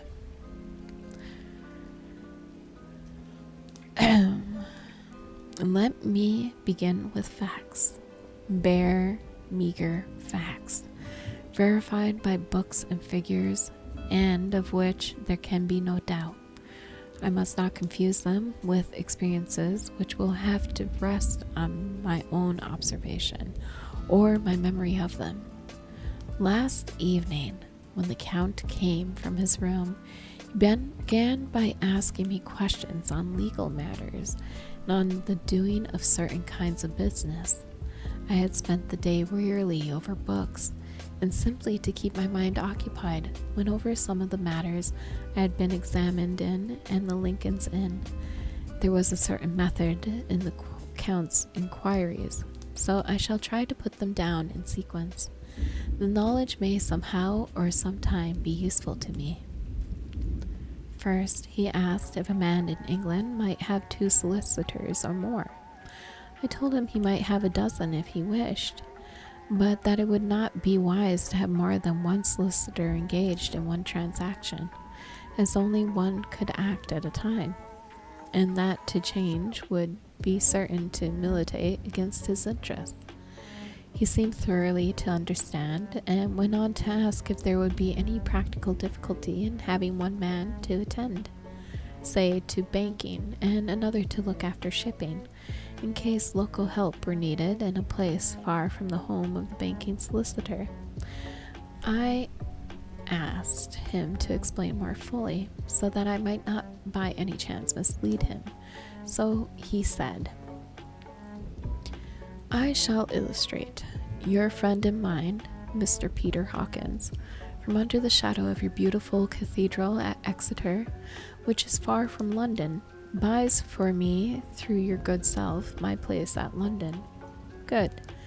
Now here let me say frankly, lest you should not think it strange that I have sought the services of one so far off from London instead of some one resident there, that my motive was that no local interest might be served save my wish only, and as one of London residents might, perhaps, have some purpose of himself or friend to serve. I went thus afield to seek my agent, whose labors should be only to my interest. Now, suppose I, who have much of affairs, wish to ship goods, say, to Newcastle, or Durham, or Harwich, or Dover, might it not be that it could with more ease be done by co-signing to one in these ports?" I answered that certainly it would be most easy, but that we solicitors had a system of agency, one for the other, so that local work could be done locally on instruction from any solicitor, so that the client, simply placing himself in the hands of one man, could have his wishes carried out by him without further trouble. "But," he said, "I could be at the liberty to direct myself. Is it not so?" "Of course," I replied, "and such is often done by men of business, who do not like the whole of their affairs to be known by any one person." "Good," he said, and then went on to ask the means of making co-assignments and the forms to be gone through, and of all sorts of difficulties which might arise, but by the forethought could be guarded against. I explained all these things to him to the best of my ability, and he certainly left me under the impression that he would have made a wonderful solicitor, for there was nothing that he did not think of or foresee. For a man who was never in the country, and who did not evidently do much in the way of business, his knowledge and acumen were wonderful. When he had satisfied himself on these points of which he had spoken, and I had verified all was well, as I could by the books available, he suddenly stood up and said, "Have you written since your first letter to our friend Mr. Peter Hawkins, or to any other?" It was with some bitterness in my heart that I answered that I had not, that as of yet I had not seen any opportunity of sending letters to anybody. "That right now, my young friend," he said, laying a heavy hand on my shoulder, "write to our friend and to any other, and say, if it will please you, that you shall stay with me until a month from now." "Do you wish me to stay so long?" I asked, for my heart grew cold at the thought. "I desire it much. Nay, I will take no refusal. When your master, your employer, what you will, engaged that someone should come on his behalf, it was understood that my needs only were to be consulted. I have not stinted. It is not so?" What could I do but bow acceptance? It was Mr. Hawkins' interest, not mine, and I had to think of him, not myself. And besides, while Count Dracula was speaking, there was that in his eyes and in his bearing which made me remember that I was a prisoner, and that if I wished it, I could have no choice. The Count saw his victory in my bow and his mastery in the trouble in my face, for he began at once to use them, but in his own smooth, resistless way. "I pray you, my good young friend, that you will not discourse of things other than business in your letters. It will doubtless please your friends to know that you are well, and that you look forward to getting home to them. Is it not so?" As he spoke, he handed me 3 sheets of notepaper and 3 envelopes. They were of all the thinnest foreign post, and looking at them, and then at him, and noticing his quiet smile with the sharp canine teeth lying over the red underlip, I understood as well as if he had spoken that I should be careful what I wrote, for he would be able to read it.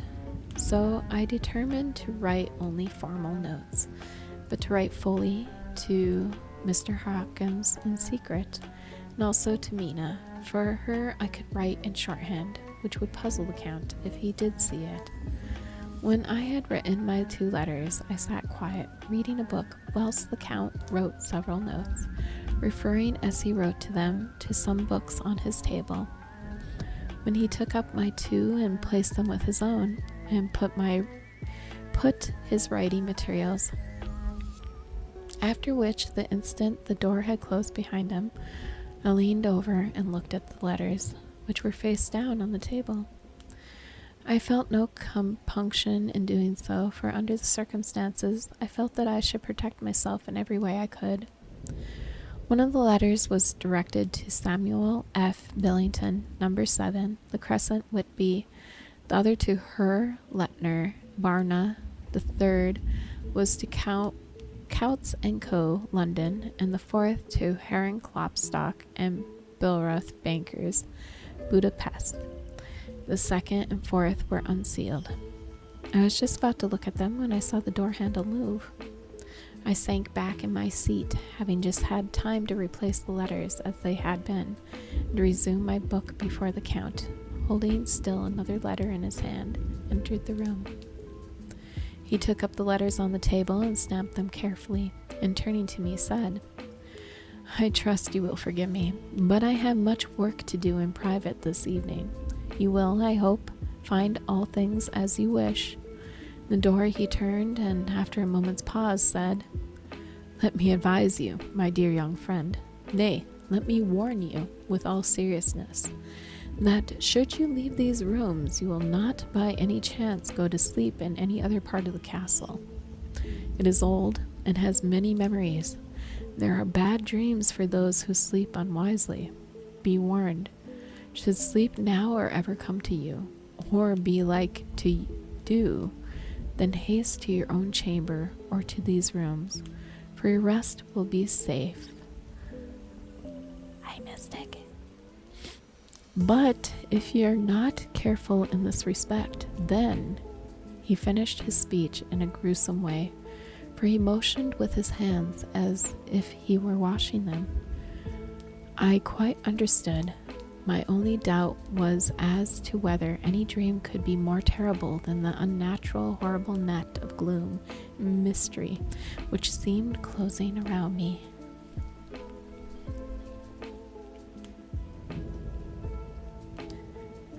Later, I endorsed the last words written, but this time there is no doubt in question. I shall not fear to sleep in any place where he is not. I have placed the crucifix over the head of my bed.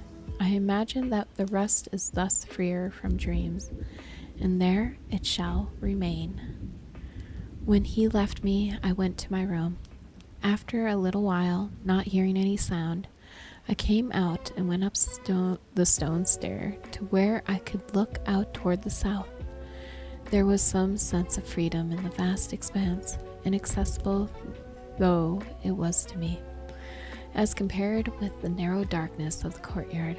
Looking out on this, I felt that I was indeed in prison, and I seemed to want a breath of fresh air, though it were of the night. I am beginning to feel this nocturnal existence tell on me. It is destroying my nerve. I start at my own shadow, and am full of all sorts of horrible imaginings. God knows that there is ground for my terrible fear in this accursed place. I looked out over the beautiful expanse, bathed in soft yellow moonlight, till it was almost as light as day.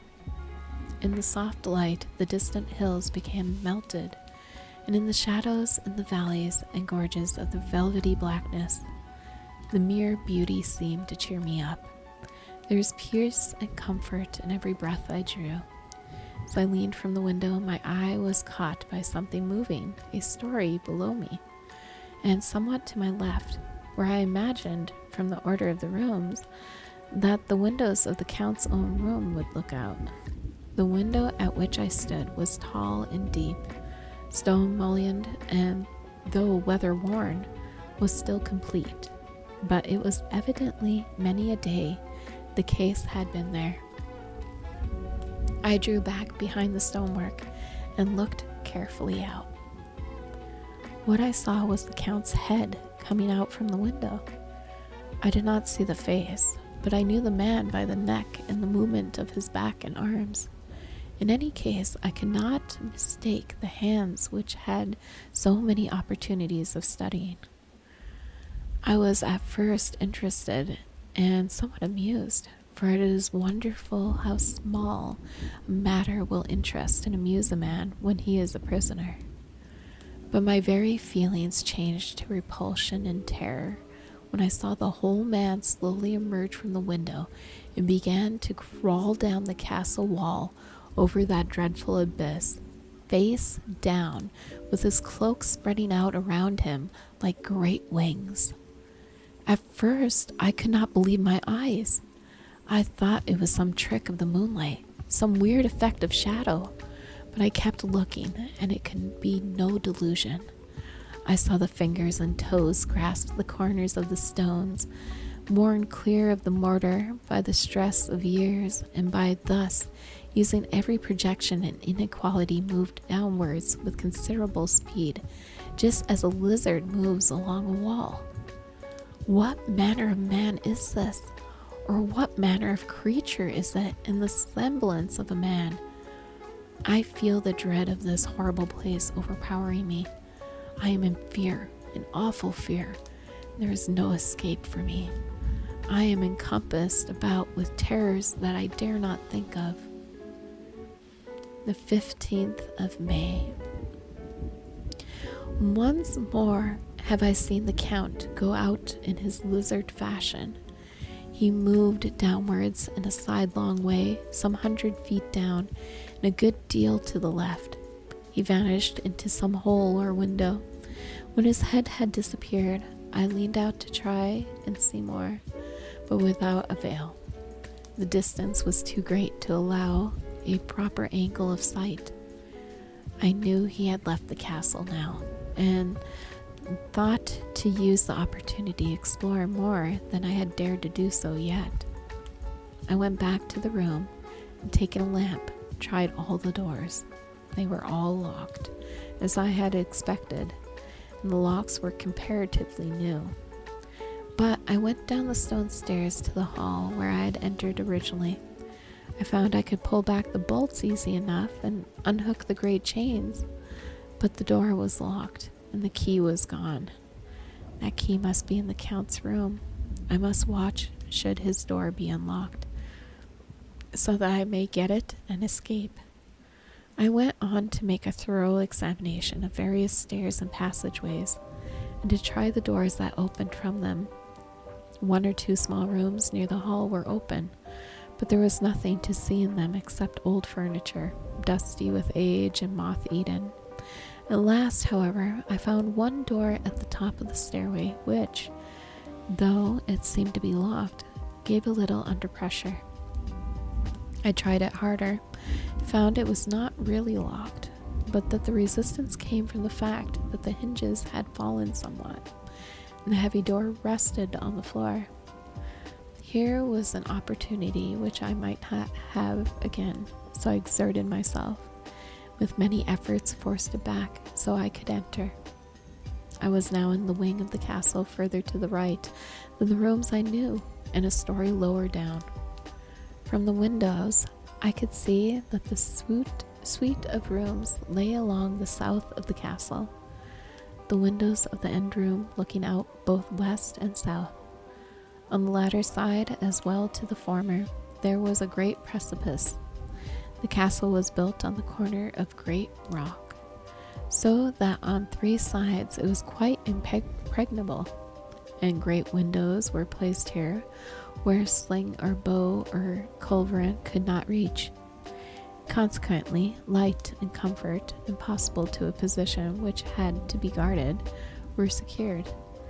To the west was a great valley, and then, rising far away, great jagged mountain fastness, rising peak on peak, the sheer rock studded with mountain ash, thorn, whose roots clung in the cracks and crevices and crannies of the stone. This was evidently the portion of the castle occupied by the ladies in bygone days, for the furniture had more air of comfort than any I had seen. The windows were curtainless. The yellow moonlight flooding in through the diamond panes enabled one to see even colors, whilst it softened the wealth of dust which lay over all and disguised in some measure the ravages of time and the moth. My lamp seemed to be of little effect in the brilliant moonlight, but I was glad to have it with me, for there was a dread loneliness in the place which chilled my heart and made my nerves tremble. Still, it was better than living alone in the rooms which I had come to hate from the presence of the Count. After trying a little to school my nerves, I found a soft quietude come over me. Here I am, sitting at a little oak table, where in old times possibly some fair lady sat to pen, with much thought and many blushes, her ill-spent love-letter, writing in my diary in shorthand all that has happened since I closed at last. It is 19th century up to date, with a vengeance, and yet, unless my senses deceive me, the old centuries had, and have, powers of their own, which mere modernity cannot kill. Later, in the morning of the 16th of May, God preserve my sanity, for to this I am reduced. Safety and the assurance of safety are things of the past. Whilst I live here, there is but one thing to hope for, that I may not go mad, if indeed I may not be mad already.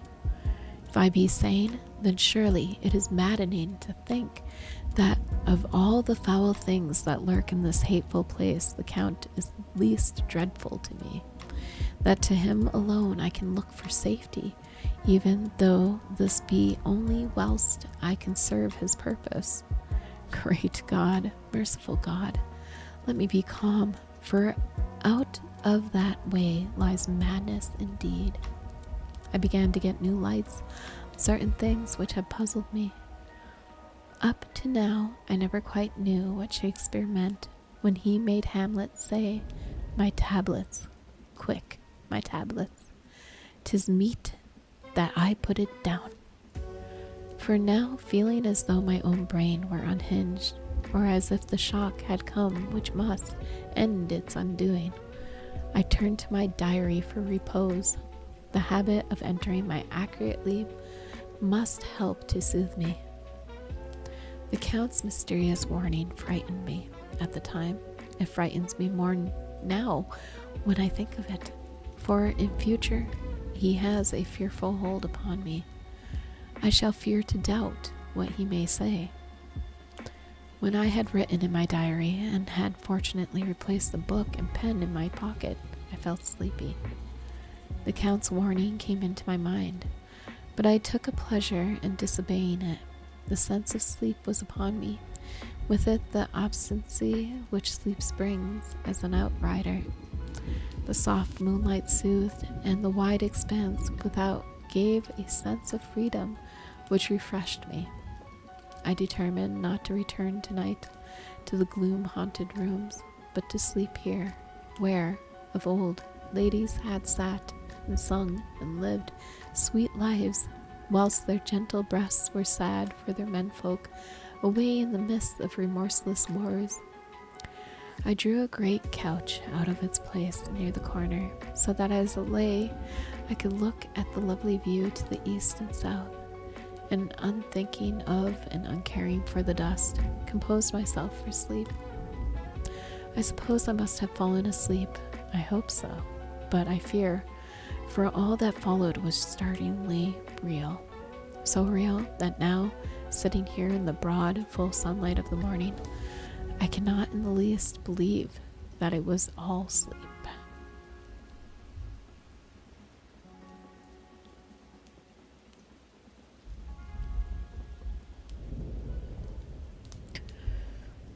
I was not alone. The room was the same, unchanged in any way since I came into it. I could see along the floor, in the brilliant moonlight, my own footsteps marked where I had disturbed the long accumulation of dust. In the moonlight opposite me were 3 young women, ladies by their dress and manner. I thought at the time that I must be dreaming when I saw them, for though the moonlight was behind them, they threw no shadow on the floor. They came close to me and looked at me for some time, and then whispered together. 2 were dark and had high aquiline noses like the Count, and great dark piercing eyes that seemed to be almost red when contrasted with the pale yellow moon. The other was fair as can be, with great wavy masses of golden hair, eyes like pale sapphires. I seemed somehow to know her face, and to know it in connection with some dreamy fear, but I could not recollect at the moment how or where. All 3 had brilliant white teeth that shone like pearls against the ruby of their voluptuous lips. There was something about them that made me uneasy, some longing, and at the same time some deadly fear. I felt in my heart a wicked, burning desire that they would kiss me with those red lips. It is not good to note this down, lest some day it should meet Mina's eyes and cause her pain, but it is the truth. They whispered together, and then all 3 laughed. Such a silvery, musical laugh, but as hard as the sound never could have come through the softness of human lips. It was like the intolerable tingling sweetness of water glasses when played on by a cunning hand. The fair girl shook her head conquisitiously, and the other 2 urged her on. One said, "Go on, you are the first, and we shall follow. Yours is the right to begin." The other added, "He is young and strong. There are kisses for us all." I lay quiet, looking out under my eyelashes, the agony of delightful anticipation. The fair girl advanced and bent over me till I could feel the movement of her breath upon me. Sweet it was in one sense, honey sweet, and sent the same tingling through the nerves as her voice, but with a bitter underlying the sweet. a bitter offensiveness, as one smells in blood. I was afraid to raise my eyelids, but looked out and saw perfectly under the lashes. The girl went on her knees and bent over me, simply gloating. There was a deliberate voluptuousness which was both thrilling and repulsive, and as she arched her neck, she could actually lick her lips like an animal, till I could see in the moonlight the moisture shining on the scarlet lips and on the red tongue as it lapped the white sharp teeth. Lower and lower went her head as the lips went below the range of my mouth and chin, seemed about to fasten on my throat. Then she paused, and I could hear the churning sound of her tongue as it licked her teeth and lips. I could feel the hot breath on my neck. Then the skin of my throat began to tingle as one's flesh does when the hand that is to tickle it approaches nearer and nearer. I could feel the soft, shivering touch of the lips on the supersensitive skin of my throat, and the hard dents of two sharp teeth just touching and pausing there. I closed my eyes in a languished ecstasy and waited with beating heart. But at that instant, another sensation swept through me as quick as lightning. I was conscious of the presence of the Count, and of his being as if lapped in a storm of fury. As my eyes opened involuntarily, I saw his strong hand grasp the slender neck of the fair woman with a giant's power, draw it back, the blue eyes transformed with fury, the white teeth champing with rage, and the fair cheeks blazing red with passion. But the Count, never did I imagine such wrath and fury, even to the demons of the pit. His eyes were positively blazing. The red light in them was lurid, as if the flames of hellfire blazed behind them. His face was deathly pale, and the lines of it were hard, like drawn wires. The thick eyebrows that met over the nose now seemed like a heaving bar of white-hot metal. With a fierce sweep of his arm, he hurled the women from him, and he then motioned to the others as though he were beating them back. It was the same imperious gesture that I had seen used to the wolves. In a voice which, though low and almost in a whisper, seemed to cut through the air and then ring around the room, he said, "How dare you touch him, any of you? How dare you cast eyes on him when I had forbidden it? Back, I tell you all. This man belongs to me. Beware how you meddle with him, or you'll have to deal with me." The fair girl, with a laugh of ribald coquetry, turned to answer him. "You yourself never loved. You never love." On this the other women joined, and such a mirthless, hard, soulless laughter rang through the room that it almost made me faint to hear. It seemed like the pleasure of friends. Then the Count turned, after looking at my face attentively, and said in a soft whisper, "Yes, I too can love.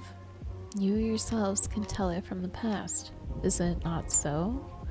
Well, now I promise you that when I am done with him, you shall kiss him at your will. Now go, go. I must awaken him, for there is work to be done." "Are we to have nothing tonight?" said one of them with a low laugh, as she pointed to the bag which he had thrown upon the floor, and which moved as though there was some living thing within it. For answer he nodded his head, and one of the women jumped forward and opened it. If my ears did not deceive me, there was a gasp and a low wail, as of a half-smothered child. The woman closed round, whilst I was aghast with horror, but as I looked, they disappeared, and with them the dreadful bag. There was no door near them, and they could not have passed me without my noticing. They simply seemed to fade into the rays of the moonlight, pass out through the window, for I could see outside the dim, shadowy forms for a moment before they entirely faded away. Then the horror overcame me, and I sank down unconscious. I awoke in my own bed.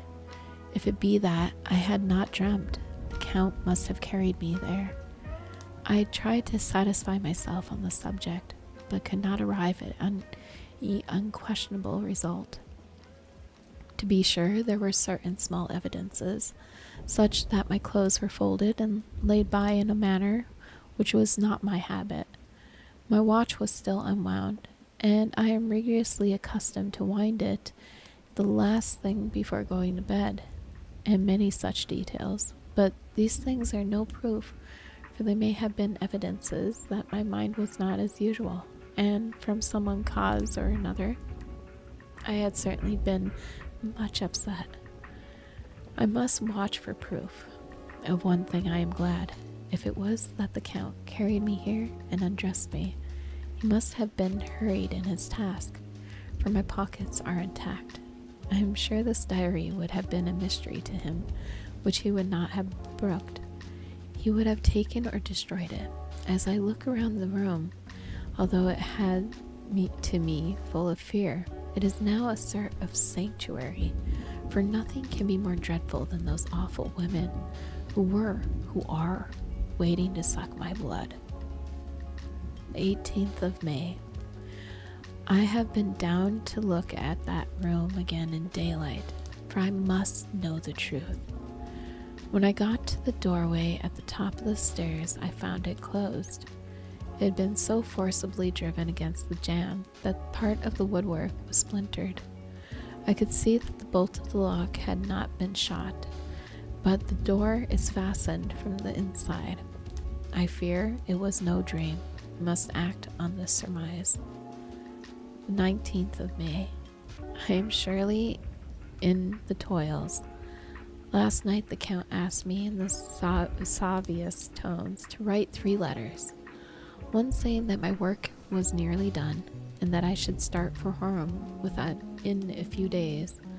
Another that I was starting on the next morning from the time of the letter, and the third that I had left the castle and arrived at Ristix. I would fain have rebelled, but felt that in the present state of things it would be madness to quarrel openly with the Count, whilst I am so absolutely in his power. And to refuse would be to excite his suspicion and to arouse his anger. He knows that I know too much, and that I must not live, lest I be dangerous to him. My only chance is to prolong my opportunities. Something may occur which will give me a chance to escape. I saw in his eyes something of that gathering wrath which was manifest when he hurled that fair woman from him. He explained to me that posts were few and uncertain, and that my writing now would ensure ease of mind to my friends, and that he assured me with so much imperativeness that he would countermand the latter letters, which would be held over at Bristrix until due time, in case chance would admit of my prolonging my stay. That is, to oppose him would have to create new suspicion. I therefore pretended to fall in with his views, and asked him what dates I should put on the letters. He calculated a minute, and then said, the first should be June 12th, the second, June 19th, and the third, June 29th. I know now the span of my life. God help me. The 28th of May. There is a chance of escape, or at any rate of being able to send word home. A band of Szgany have come to the castle and are encamped in the courtyard. These Szganys are gypsies, and I have notes of them in my book. They are peculiar to this part of the world, though allied to the ordinary gypsies all the world over. There are thousands of them in Hungary and Transylvania, who are almost outside all law. They attach themselves as a rule to some great noble or boyar and call themselves by his name. They are fearless and without religion, save superstition, and they talk only their own varieties of the Romany tongue. I shall write some letters home and shall try to get them to have them posted. I have already spoken them through my window to begin acquaintanceship. They took their hats off and made obeisance and many signs, which, however, I could not understand any more than I could their spoken language. I have written the letters.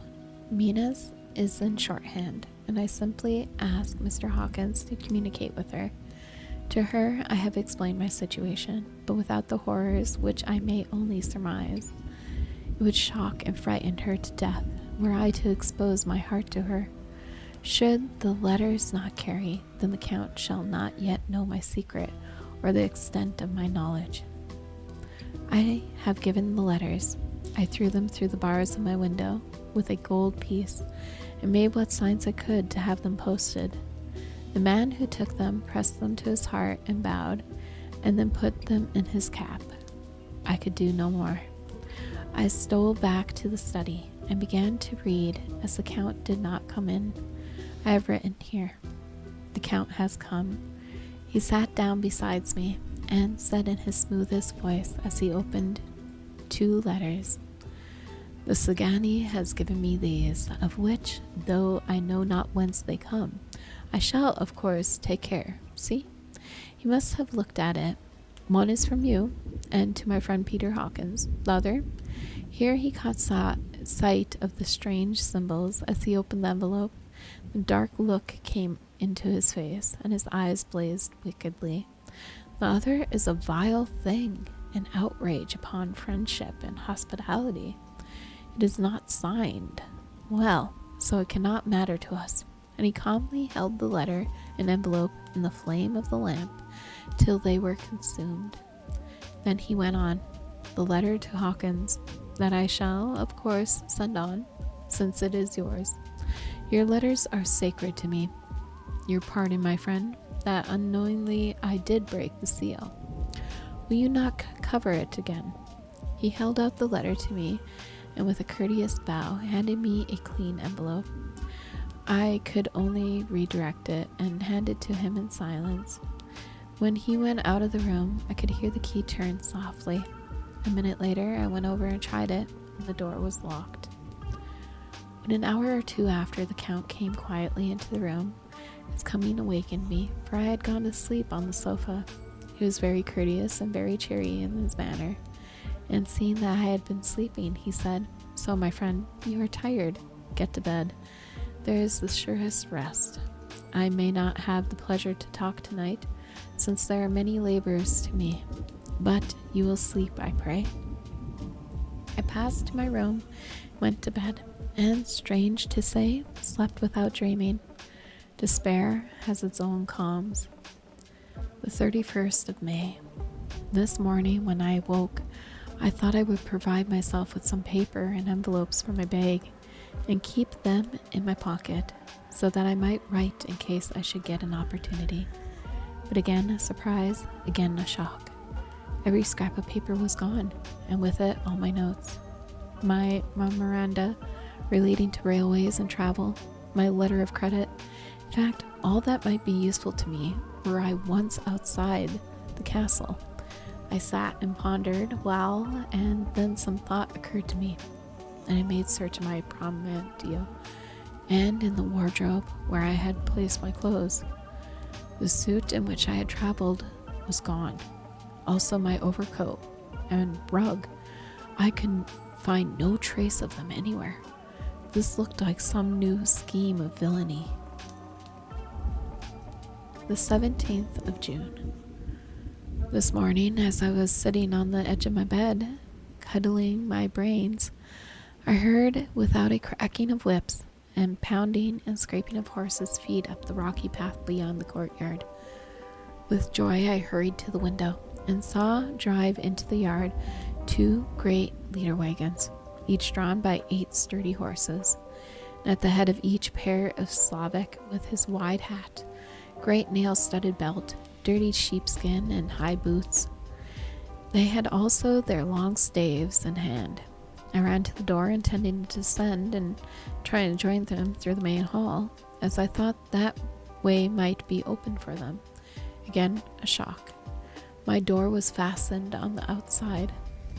Then I ran to the window and cried to them. They looked up at me stupidly and pointed, but just then the hetman of the Sagani came out. Seeing them pointing to my window, said something, at which they laughed. Henceforth, no effort of mine, no piteous cry or agonized entreaty, would make them even look at me. They resolutely turned away. The leader wagons contained great square boxes with handles of thick rope. These were evidently empty by the ease which these Slavics handled them, and by the resonance as they were roughly moved. When they were all unloaded and packed in a great heap in one corner of the yard, the Slavics were given some money by the Saganis, and spitting on it for luck, lazily went each to his horse's head. Shortly afterwards, I heard the cracking of their whips die away in the distance. 24th of June, before morning. Last night the Count left me early and locked himself into his own room. As soon as I dared, I ran up the winding stair and looked out the window, which opened the south. I thought I would watch for the Count, but there is something going on. Zagani are quartered somewhere in the castle and are doing work of some kind. I know it, for now and then I hear a faraway muffled sound, as of mattock and spade, and whatever it is, it must be the end of some ruthless villainy. I had been at the window somewhat less than half an hour when I saw something coming out of the Count's window. I drew back and watched carefully and saw the whole man emerge. It was a new shock to me to find that he had on a suit of clothes which I had worn whilst traveling, and slung over his shoulder the terrible bag which I had seen the woman take. There could be no doubt as to his quest, and in my garb too. This, then, is his new scheme of evil, that he will allow others to see me as they think, so that he may both leave evidence that I have been seen in the towns or villages posting my own letters, and that any wickedness which he may do shall by the local people be attributed to me. It makes me rage to think that this can go on, and whilst I am shut up here, a veritable prisoner, but without that protection of the law which is even a criminal's right and consolation. I thought I would watch over for the Count's return. For a long time sat doggedly at the window. Then I began to notice that there were some quaint little specks floating in the rays of the moonlight. They were like the tiniest grains of dust, and they whirled around and gathered in clusters in a nebulous sort of way. I watched them with a sense of soothing, and a sort of calm stole over me. I leaned back in the embrasure in a more comfortable position, so that I can enjoy more fully the aerial gambling. Something made me start, a low, piteous howling of dogs somewhere far below in the valley, which was hidden from my sight. Louder it seemed to ring in my ears, and the floating motes of dust to take new shapes to the sound as they danced in the moonlight. I felt myself struggling to awake to some call of my instincts.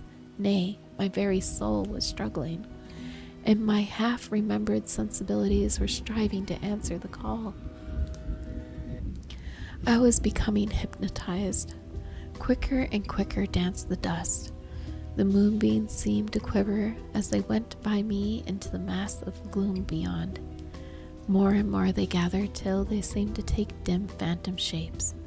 And then I started, broad awake and in full possession of my sentence. They ran screaming from the place. The phantom shapes, which were becoming gradually materialized from the moonbeams, were those of the three ghostly women whom I was doomed. I fled and felt somewhat safer in my own room, where there was no moonlight, where the lamp was burning brightly. When a couple of hours had passed, I heard something stirring in the Count's room. something like a sharp wail quickly suppressed. And then there was silence, deep, awful silence, which chilled me. With a beating heart, I tried the door, but I was locked in my prison and could do nothing. I sat down and simply cried. As I sat, I heard the sound in the courtyard without the agonized cry of a woman. I rushed to the window and, throwing it up, peered out between the bars. There indeed was a woman with disheveled hair, holding her hands over her heart as one distressed with running. She was leaning against the corner of the gateway. When she saw my face at the window, she threw herself forward and shouted in a voice laden with menace, "Monster, give me my child." She threw herself on her knees and, raising up her hands, cried the same words and tones which wrung my heart. Then she tore her hair and beat her breast and abandoned herself all the violence of extravagant emotion. Finally, she threw herself forward, and though I could not see her, I could hear the beating of her naked hands against the door. Somewhere high overhead, probably on the tower, I heard the voice of the Count calling in his harsh metallic whisper. His calls seemed to be answered from far and wide by the howling of wolves. Before many minutes had passed, a pack of them poured like a pent-up dam when liberated through the wide entrance into the courtyard. There was no cry from the woman, and the howling of the wolves was but short. Before long, they streamed away singingly, licking their lips. I could not pity her, for I knew now what had become of her child, and she was better dead. What shall I do? What can I do? How can I escape from this dreadful thing of night and gloom and fear? The 25th of June. No man knows till he has suffered from the night how sweet and how dear to his heart and eye the morning can be. When the sun grew so high this morning that it struck the top of the great gateway opposing my window, the high spot which it touched seemed to me as if the dove from the ark had lighted there. My fear fell from me as if it had been a vaporous garment which dissolved in the warmth. I must take action of some sort, whilst the courage of the day is upon me. Last night, one of my post-dated letters went to post, the first of that fatal series, which is to blot out the very traces of my existence from the earth. And that is where I'm gonna leave it for tonight. So, how did you like my very first, very, very quiet stream? I did my best.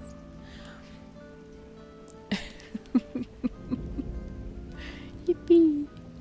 I did my best to be super quiet. Proud of me. Proud of me. I'm gonna go ahead and find somebody to raid into. It is Friday night. I'm sure people are doing things. Listen to it again later when you sleep. Let's see. I'm gonna find somebody to raid into. Let's see if any friends are playing right now. Oh my gosh, Brave is he's gonna play Pokemon. I'm gonna go play Pokemon. Thank you for the hydrate. I definitely need that.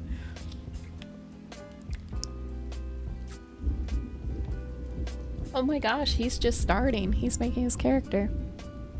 Okay, we're gonna go ahead and raid Brave. Be nice. He's just starting Pokemon. He's a very nice wolf boy. Speaking about wolves. Yep, very good wolf boy. Alright. If this is something you guys like, maybe I'll continue it some other time, but yep. Have a good night, everybody. And I'll see you again next time. Bye-bye.